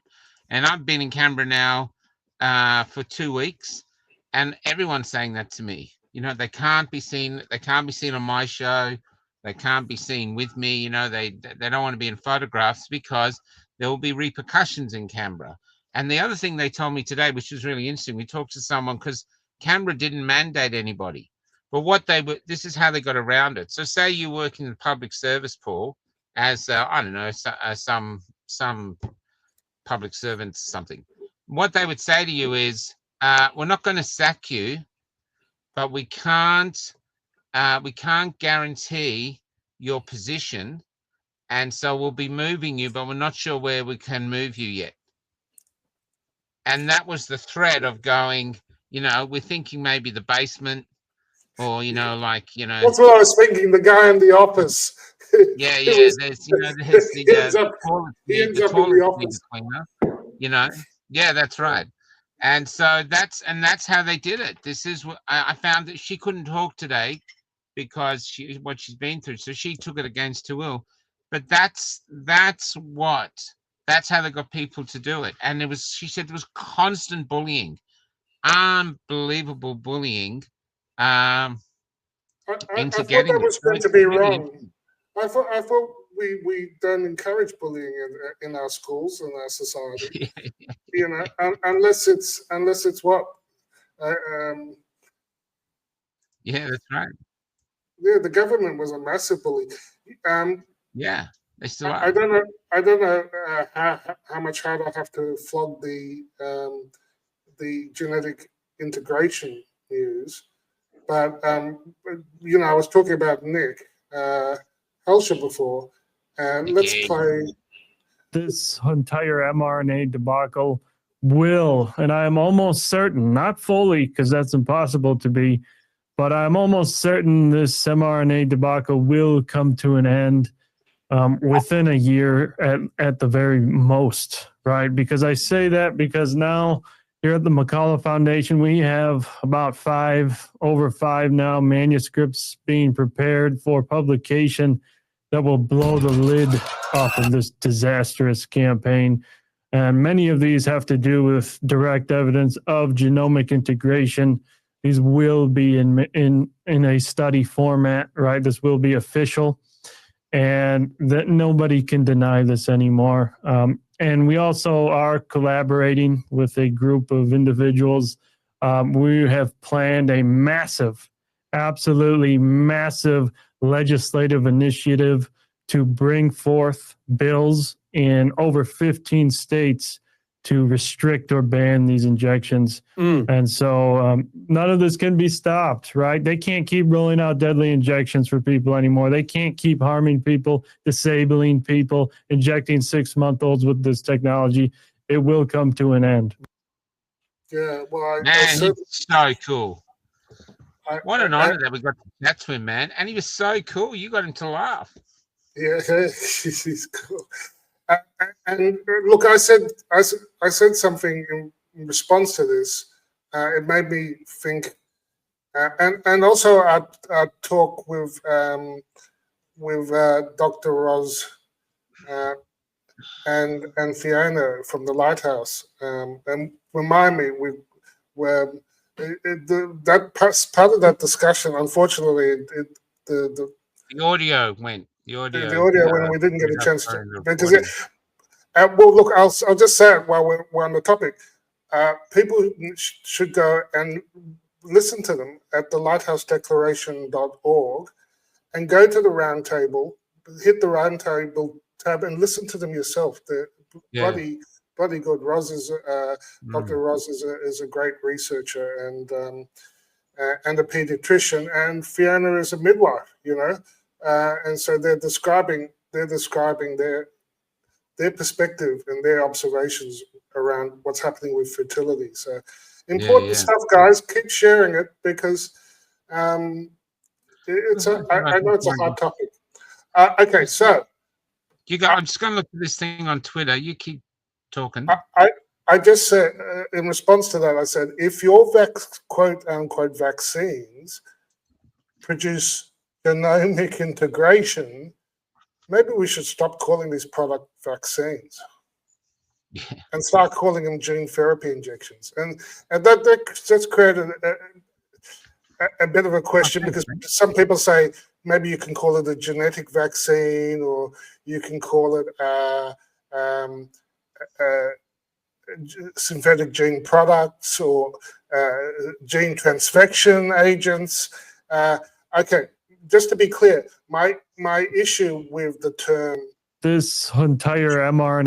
Nick, we love you. The issue is that they use the word vaccine, like I said in my testimony 4 years ago. Yeah. They called it a vaccine, so they didn't do this freaking testing. That's right. They didn't do the testing for genotoxicity, for the ability to produce cancer, the oncogenicity. That's why, I was warning them 4 years ago that the potential outcomes could be, very serious. And it all stemmed from the lie that they called them, or just calling them vaccines so we don't have to do these tests. They skipped the tests by calling the vaccine. And I actually, I was thinking those mRNA plants that they have in Melbourne and Sydney. Yep.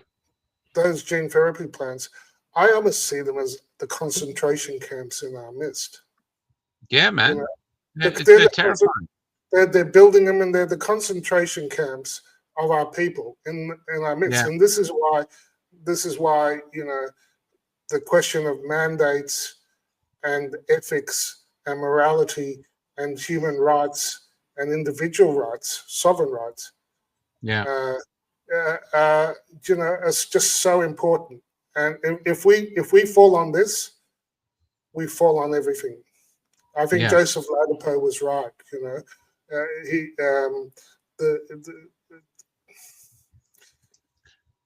So I'm listening. I'm just getting a tweet ready for the thing. I just want to.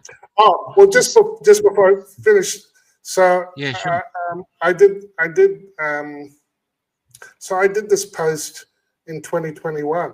The humanity is at a hard fork, and I compared the DNA, RNA, the genetic code to crypto, and how they forked Bitcoin. And I said, my point is, all life we know and love on this planet is written in the same code, different operating system, uses DNA, RNA, nucleic acid, still a code. And for the first time, we're hacking this machinery with codes that could not have arisen in nature. Yeah. This is why I say synthetic. And this is a kind of hard fork for the species. Yeah, and while I 100%, man.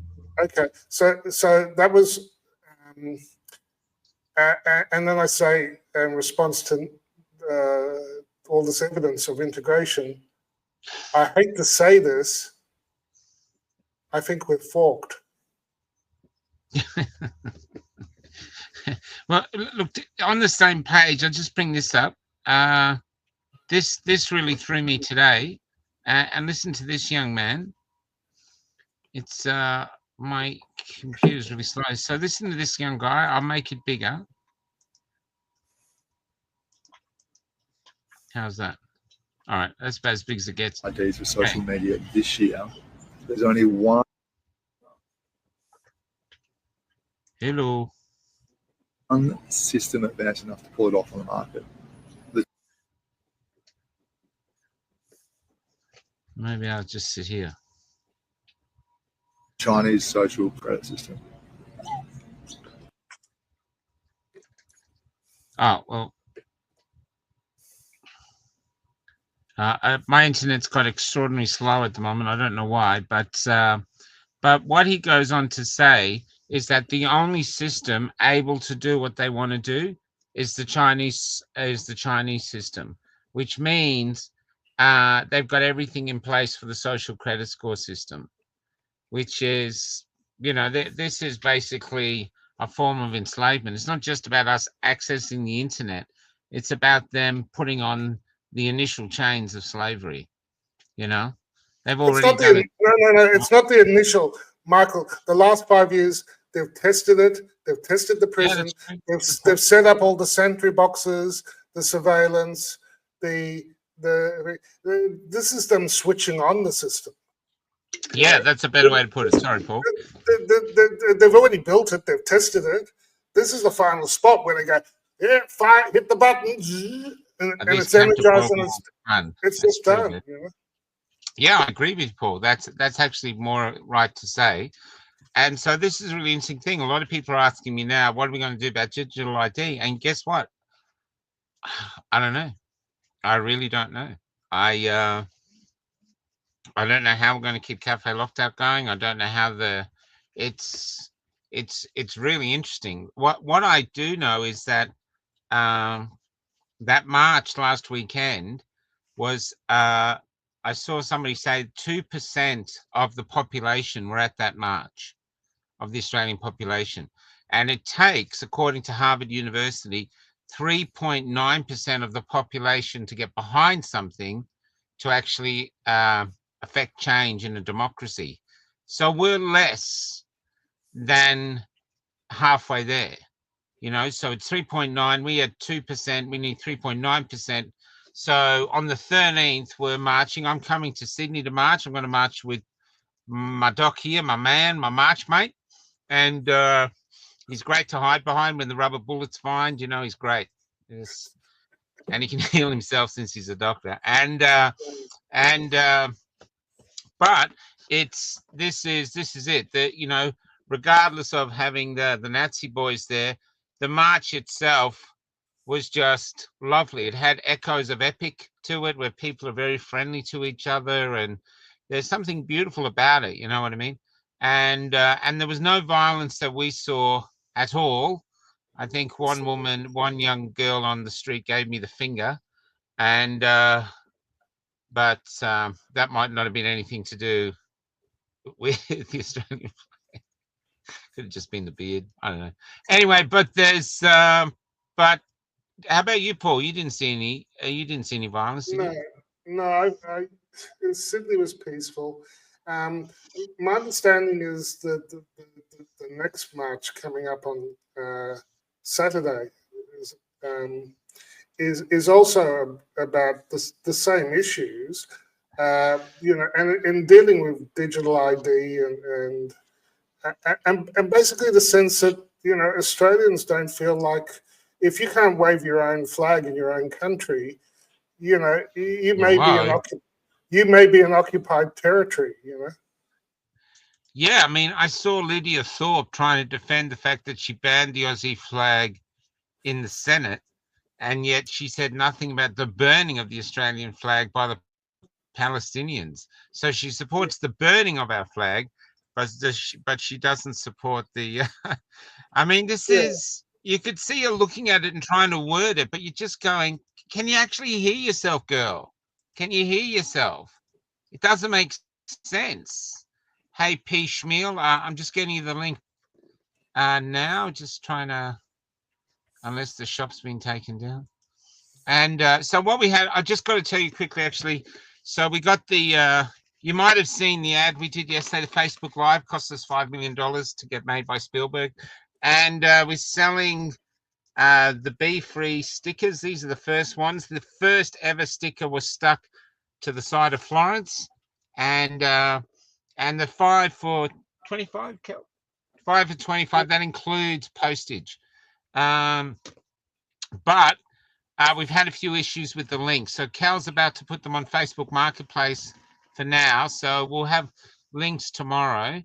And I'm just trying to see. I got it. So come here. We've actually got someone watching. I haven't told you, Paul, but we've actually got a YouTube page. They don't know Cafe Lockdown's back on YouTube. You didn't hear it from me, but we've got a YouTube page, and YouTube hasn't taken us down. I don't know why. They just mute us. They just mute us in multiple countries. That's right. For violating your own copyright. Yeah, that's right. That's right. Well, I mean, it's so. But you can watch the pictures. We're quite good as a silent show, So I'm sure it'll go well on Meta, in those silent countries. Yes, I'm just getting whoever asked about a link for these caps. I'm just going to put the link up now, but God, the internet's so slow. And so what was I talking about then? I wonder if update on Paul. The jury goes out tomorrow. I wrote a piece about him today. I've had to edit it a bit. The boys wanted a few things taken out, which is fair enough. And but I do think we should talk about how, jokes aside, how the state now, with their propaganda army, which is MSN and ABC, are painting us with two brushes: Nazis on one side and sovereign citizens on the other. Just really trying to paint us as these terrible people. And I want to talk about that. Why? How we fight back with that. You know what I mean? Because we're not that. We're not. Okay. I was going to say speak for yourself, but no, I don't think. But I've taken the label. They call me whatever. They can call me it doesn't matter. It doesn't change what's important are the principles we stand for, and yes, the blokes for babies, protecting our future generations, protecting the freedoms inherent in our culture. You can burn everything else down, but keep our freedoms. Yeah. Look, I've got another thing from a clip from the Senate hearing. Yeah, go. Which I think is quite interesting. This is Senator Ron Johnson. My committee's got now over 8 million pages of information. Just in the first tranche, by the way, what we discovered is that CDC, somebody in the federal health agencies, this interagency communication, hid the signal. They admitted there was a signal on myocarditis, and they hid it. They didn't warn the public. They didn't warn doctors. So that's just one instance of corruption and lies told by the CDC. We've got a lot of others we'll be rolling out, okay? So we held our first hearing and permanent subcommittee investigation on that hiding of the signal myocarditis. We've heard a lot of studies, okay? As I've looked into science, it's been thoroughly corrupted. Here's data, and I'd like to enter this sheet into the record. I've been publishing this chart for, since really early 2021. Me too, Ron. It got blocked lots of times, but yeah, I've been sharing this early on. At the top, you can see the deaths and adverse effects from ivermectin and hydroxychloroquine over decades, compared to the huge numbers that within a short time was racking up to the COVID vaccines. But that's just by the way. When I'm on, for example, talk radio shows and they talk about this, they get deplatformed, or they were, because of all the censorship during the Biden administration. Here's the facts. The VAERS system that was touted in October of 2020, this great safety surveillance system on COVID. A few months later, when they didn't like the results, they started denigrating their own system. But VAERS shows that there have been 38,742 deaths reported on VAERS worldwide associated with the COVID vaccine. 38,742. 9,252 of those deaths occurred on the day of vaccination within 1 or 2 days. Again, wow. I agree with you. Nobody knows how many COVID deaths were because the information was completely corrupted. Nobody knows how many lives were saved by the COVID. I think most people, okay, if you're vulnerable, raise your antibodies, reverse severity, fine. There's not any good study on that. There's just information out there, just claims being made. This is hard evidence. My committee's. Yeah, so, but the vaxophiles love their antibodies. It's like next to the vaccine, they pay homage to the antibody, as if it actually means something and is validated. I mean, some antibodies can be, but so Ron Johnson, corruption and lies, Yeah, I'm with you, Victoria. I still can't believe it's still going on, and it's just, yeah. Corruption. What time does the start in Melbourne next Sunday? Let's ask the audience that. I'm not sure, so I'll put that to the audience. Now, who else out there? My lovely mother, who I'm trying to get to see. I'm trying to get to Perth. Other things keep happening, stopping me. Told my father that Michael's a sovereign citizen. And when we were at court the other day, another woman said, yeah, that's my mum said that to me too. So how many people in the audience have had friends or family go to them, are you one of these sovereign citizens? This is how effective they are with their hate. I love the fact the government comes in, we've got to stop hate speech, we've got to stop hate speech. And they're the ones that spread hate speech more than anybody. You know what I mean? They're just so toxic in how they govern. They just can't govern from it. Literally, when have we seen the Prime Minister sit down with a lotus day of young people who can ask him anything they want and actually try answer them questions about where are we going to have houses? What's our future?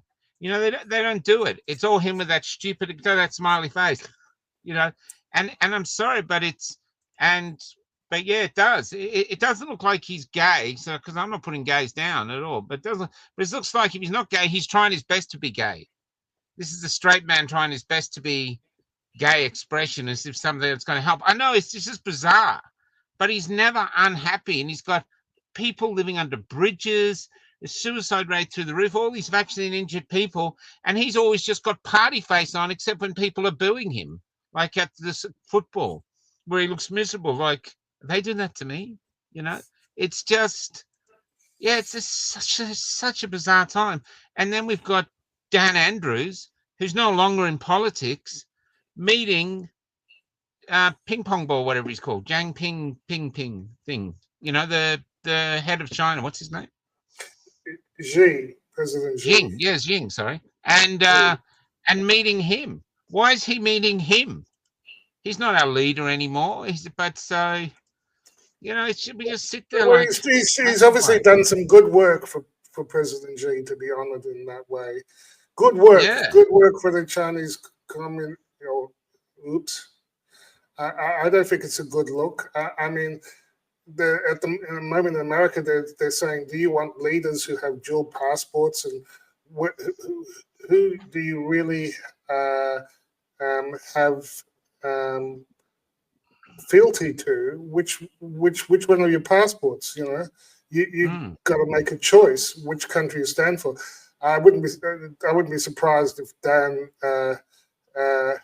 is found to have sold out the people of Victoria. Really? He certainly behaved like he did. Fighting work. I think if he likes China so much, he should stay in China. I can see him next to Xing, you know, just standing next to him all the time, going, "Look, boss, the plane. It's the plane." You know, I can see it. You know, he'd be really happy there. You know, because no one builds his house here. No one will build the house for him. In China, they can build him a house. You know? Oh, they're building a big house. Don't worry, Dan. They're a big house. Big house. This. I don't know if. That's right, Liz. Dan putting the finishing touches on digital ID criticism for us. Amen, Liz. I've got this also from the hearing. If I can get it. Yeah, cool. Play whatever you want. I'm out of everything. This is from the end of the hearing. A short one. And one of them had a safety study that lasted for 4 days on 143 kids for a product that's going to be given to 76 million kids. Yeah. The risk profile prior to the introduction of the vaccine, the risk of a baby dying from hepatitis B was 1 in 7 million. That means you need to give 7 million hepatitis B vaccines to prevent one death if you're going to give 7 million. So, Mr. Sick, and I guess before that. So, you know, it's interesting that it's ended by bold black guys, isn't it? Anyway. Okay, so he's talking about the Hep B vaccine, right? So that's the one that you catch through intravenous drugs and sex, unprotected sex, and they give it within minutes or hours of being born, and to the extent that it offers protection in case they take up, you know, maybe by 2 they're hitting the smack. You know, in case it gets back from the back, the baby turns around. Hey, doc, you want to treat me like that? I'm gonna have to shoot up. You know? Yeah. So if it gets, what the point I'm making is it's waning immunity, but that's not even the key thing. It's just like patently insane that they're giving this to every child, and this is the same one that that CDC, one of the CDC officials who resigned over RFK's ASIP committee and his leadership, the same one who clearly has a real fetish for vaccines, as Ron Paul puts it, the same one who has a fetish, who has apparently has a tattoo of a pentagram. I didn't look at his tats that closely, but you know, he's got a boyfriend in a dog costume. I didn't see a leash, but that's not the point. The point is that these are the people you get a fine for that, no leash, who literally have a fetish for vaccines and injecting our newborns, and what Kennedy was reminding us there, as one of the important point. 143 kids, they follow them up for 4 days and then give it to millions and millions and millions. I know. I mean, it's evil. In what universe is any of this acceptable? So no, it's evil. It doesn't even sound like human. What species would do that to its own people? I mean, it's just shit. I was just thinking that. That's why I got angry. That's why I got angry. Yeah, I agree with you, Paul. And I said, keep good riddance that you resigned and keep the fuck away from our children. You know? Yeah, 100%. I saw this one plus a bloody statue about. I was just thinking when I said bring on the pigeons for sure. I reckon we should let them build the statue, and then we can make money for our movement by selling near the statue human-sized pigeon suits. Just so once you've got your pigeon suit on, you can, you know, do You pitching can make it a day. You can make it a day, you know. Little ladders going up so he can reach his head and just. Yeah, I reckon if the statue goes up, I reckon 2 days it'll be finished, unless they've got 24-hour security guards. You know. Well, it's hard to believe that he could Or garner they could put much a crack respect. in the statue's ass, and we could use that as a machete bin. That'd work, you know. So you could just.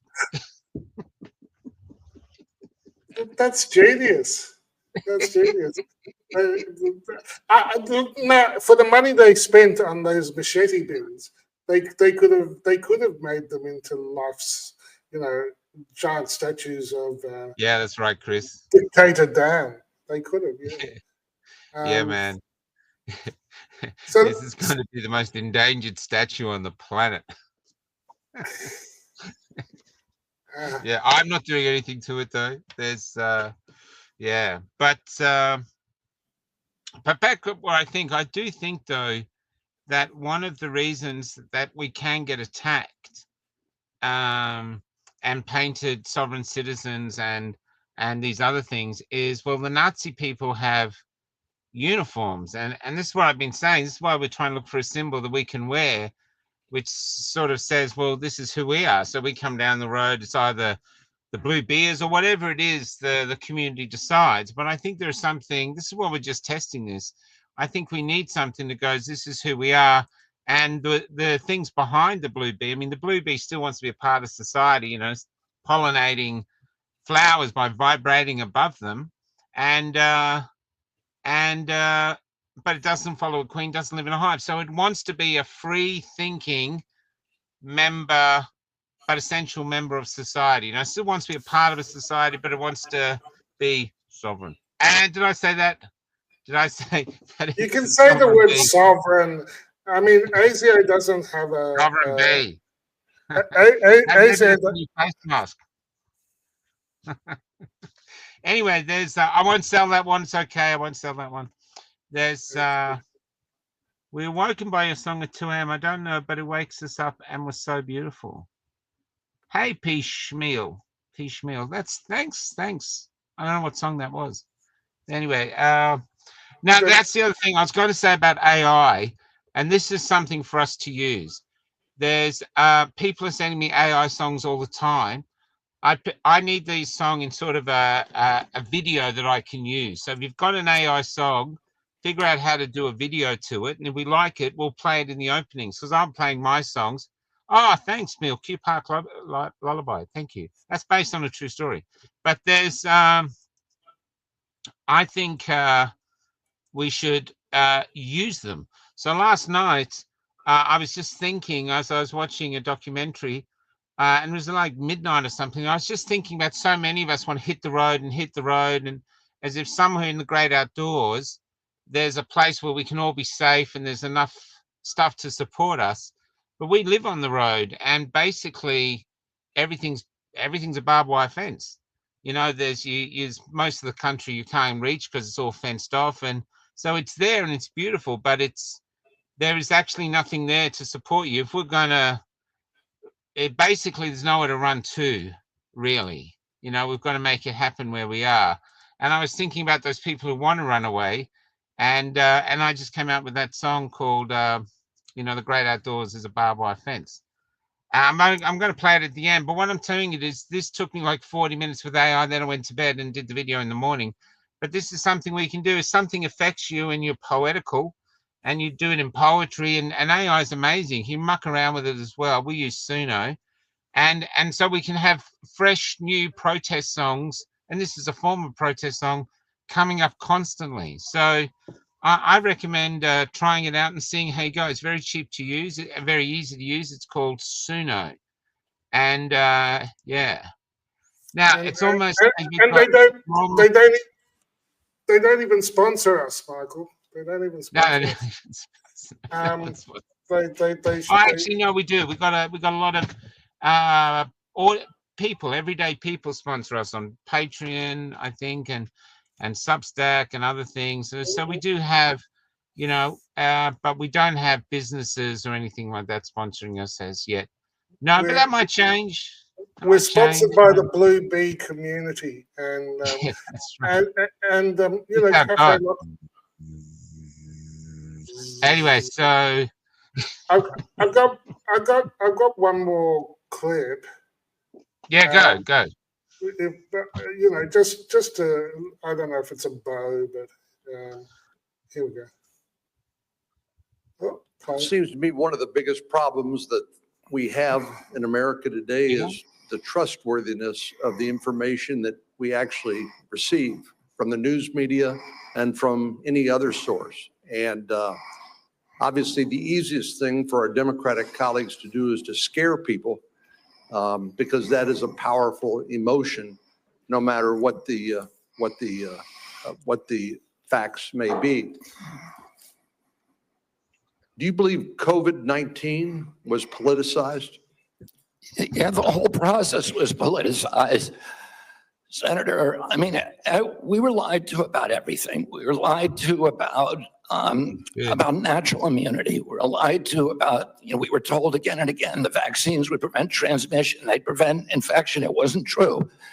They knew it from the start. It wasn't true because that's what the animal studies and the clinical trials showed. We were told that there was science behind cloth masks. The CDC allowed the teachers union to write the order closing our schools, which hurt working people all over the country, and then pretend it was science-based. All of these issues, and then I can show you, like, for example, Chairman Wyden was talking about me politicizing ACIP. During COVID, probably the most famous scientist on ACIP was Martin Kulldorff from Harvard, the great world-renowned epidemiologist and vaccinologist. And he criticized the COVID booster mandates. They ejected him from COVID because he wasn't in the orthodoxy. The two biggest health officials at FDA during COVID, Dr. Gruber and Dr. Krause, criticized the Biden mandates, vaccine mandate. President Biden said in August, I would never take that vaccine, the Trump vaccine. And he came in, he mandated it, and then he fired the two top health officials at FDA who said, hey, this thing has not been properly tested.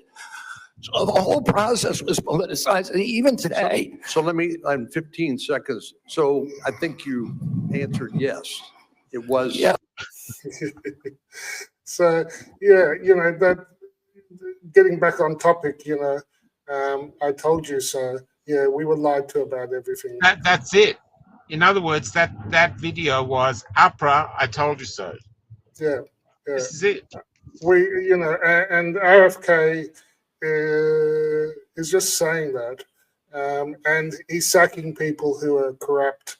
And he's discounting and removing the people who are controlled by, big pharma and corporate interests. And he's talking about getting back to the data, and just reiterating, this has gone beyond data now. This is a question of whether we're going to be ruled according to free will and individual rights. And to my mind, no one put out a message that informed consent has gone away.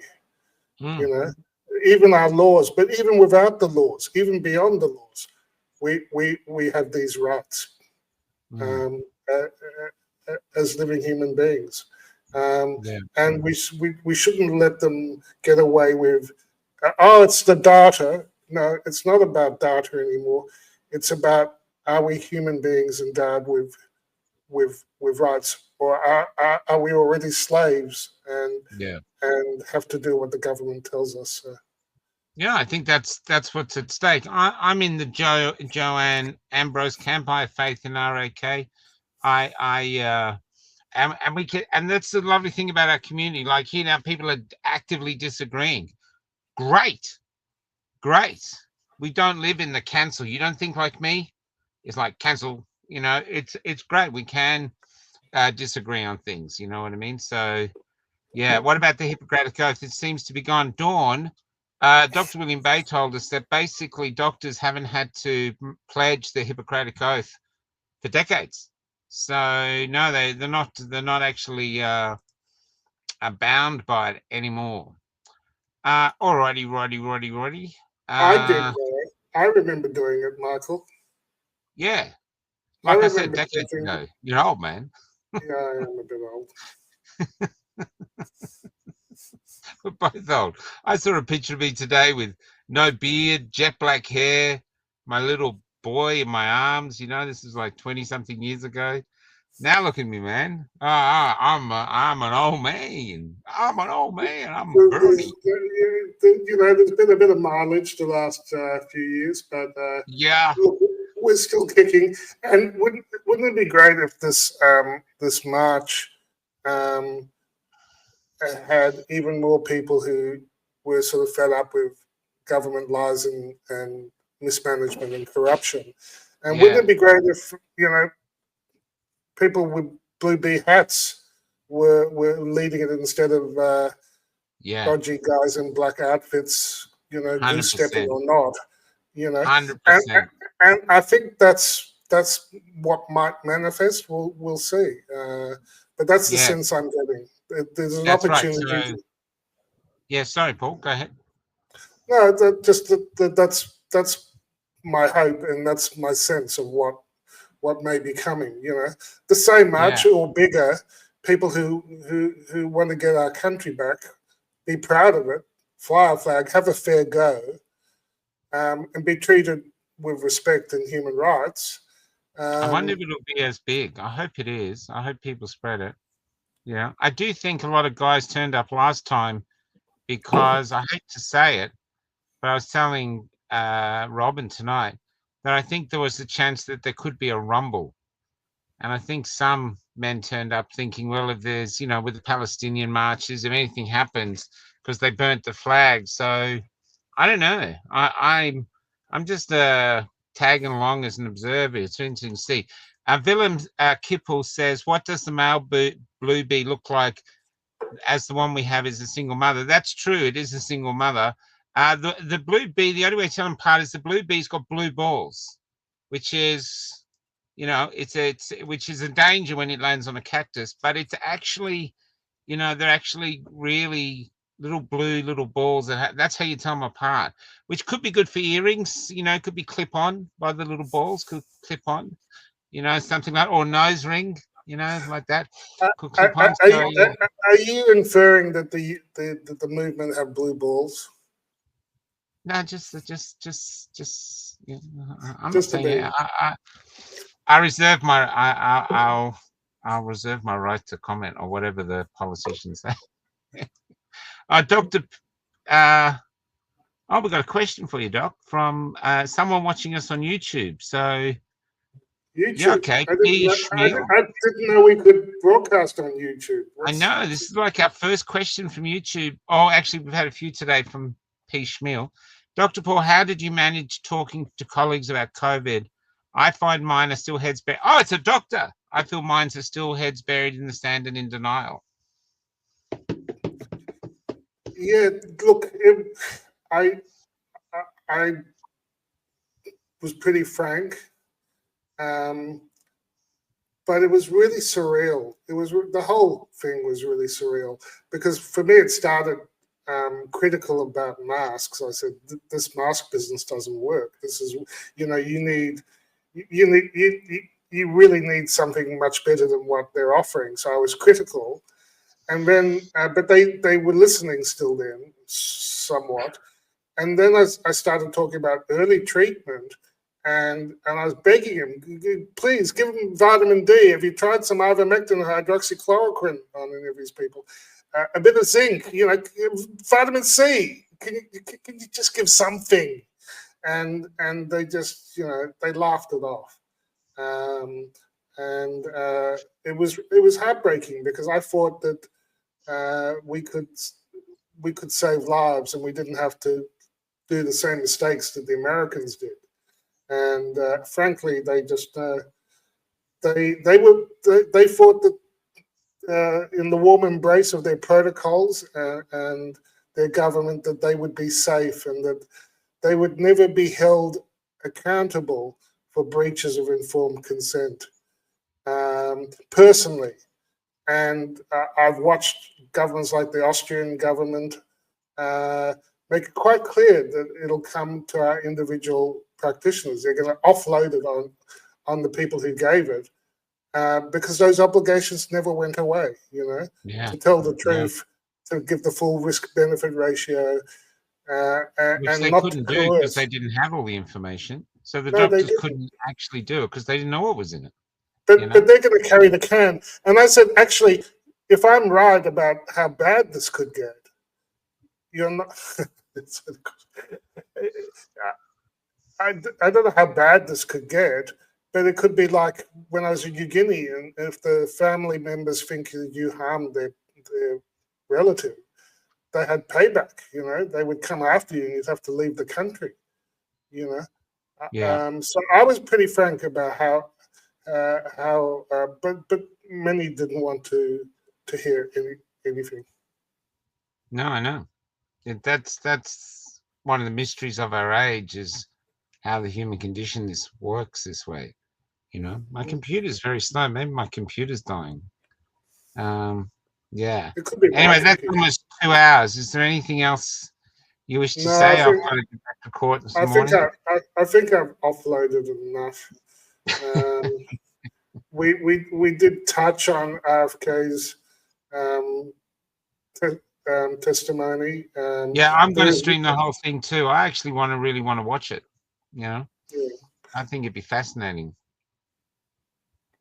And anything else? It's just like this. Yeah, sorry, guys. I don't know why Rumble didn't come through today.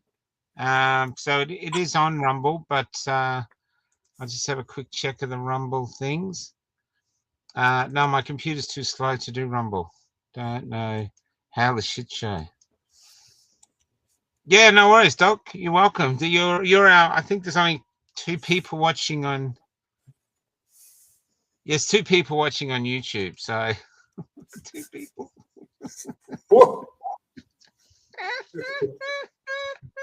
Once we get to 1 million, we make $2.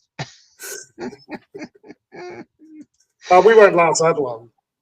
Oh, I'm amazed we last this long. The trolls will be going, they're on YouTube, and they'll be, yeah.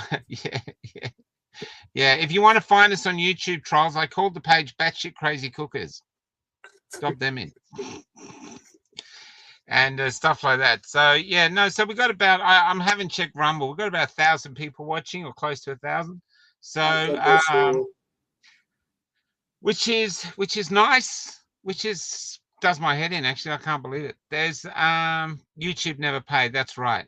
So thanks for a good night. We were going to play the whole thing, but in the end, that would have taken like 4 hours, and yeah. So I'll just play it. I don't want to hit anything which gets rid of the big guy. So yep, the link will be up for the stickers soon. And I'm not telling you, they're very small. They take a bit, but once you get on the heart, they're really cute. So it'd be great to stick them to people who are not on our side and go, hey, look, just stick it on their cars. That'd be fun. So yeah. And Michael, a closing comment, if I may. I just typed in lighthousedeclaration.org. Yes. It's about freedom of speech and the right to speak without censorship, which is sort of called democracy and science, before the communist takeover or whatever it was. So please go to lighthousedeclaration.org, come and sign the declaration. Sign the declaration, and you'll see at the top there roundtables. If you click on that, fertility in crisis and at medicine at the tipping point. And if you click on fertility in crisis, there it is, and you'll be able to see the wonderful people we've been talking to in the fertility side of this shit show. Yeah, sorry, we had supposed to have a third show up, but there was just something went crap with the audio, so I'm really sorry. We can't. But you really... can see them there. That's how you do it. People go to the website. Yeah, that's go true. watch them. That's true. Good luck for Paul tomorrow. Oh, Paul Offie. Yeah. Yeah. Let's see how he goes. You know, I think there's it's an amazing case. It's been a staggering 2 weeks, and what it proves to me is that, as Michael Offey says, the system is not designed for innocent people. You know, Paul would have to raise $250,000. He was only given a few weeks to do so once they said to go to court. Can't do it. So you're going against a system that's basically, it's all their language, all their legal jargon. They know all the tricks, and you're going up there, you know, it's, yeah. It's and people saying, oh, they didn't ask the right questions, or they didn't do this. And I was a part of that critics too, thinking, why don't you say this? But we couldn't do it because we can't reach them. So there's only Paul there with his Mackenzie friend next to him. His Mackenzie friend has been a rock, and I guess they're just doing the best they can. So we'll find out how the jury. I actually think the jury would be a brilliant play. Not that no one would ever put it on anymore. But if there's one or two people in that play, in that jury, who are on our side or even unvaccinated, I mean, literally, this whole 5 years could be battled out in that jury room, with Paul either the beneficiary or the victim. You know, because they have to have a consensus. They can't have a hung jury. They have to be all guilty or not guilty unanimously. So, you know, it's amazing. I'd love to be a fly on the wall. You know what I mean? Yeah. No point. Yeah. So anyway, that's it, guys. I'm raving on. So anyway, think too about getting your creative heads out. Anybody getting on one of the music sites, making new music. There's a few people sending me songs, and I've got a little bit of time at the moment, so I'm getting around to them. Kelly and I are doing everything, so we're just a little bit behind, but we are catching up. Even the essays got sent off to John today, so hopefully the essay should be published soon. Okay, that's it. All right, beautiful Love people. you, big guy. Have a good time.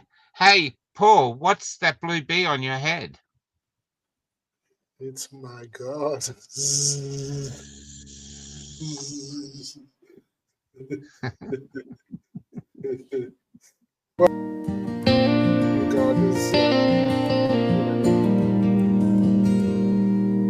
Chang bought a van and decked it out, showed us all had all he needed, could park it anywhere, free as a bird. But when he flew, he found out fast that the great outdoors is a barbed wire fence. I'm not staying here when the shit goes south, and the shit seems to be already here. I've a backpack with all my needs. Trouble is, when I dream, all I find is that the great outdoors is a barbed wire fence. I'm sure my grandfather left freedom here, unless my eyes were open when I was born. But this world has left me blind. Is that right, Mother? Am I blind? I'm sure I smelled freedom once in the backwood forests of your eyes. How do you say hide with me, or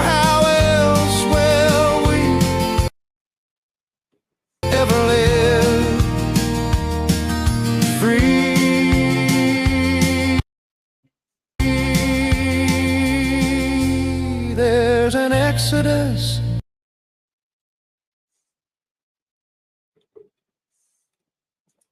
Heading out of town. Their faces are up, but their eyes are down. There's a sun that seems to be shining upside down. And around and around.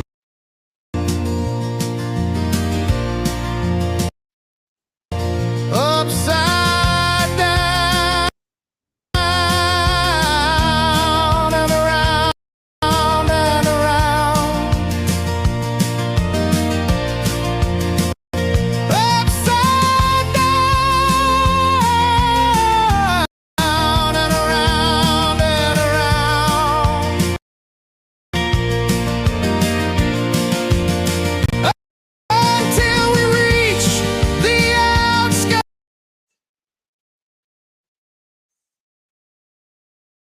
of town, where we find time and time again that the great outdoors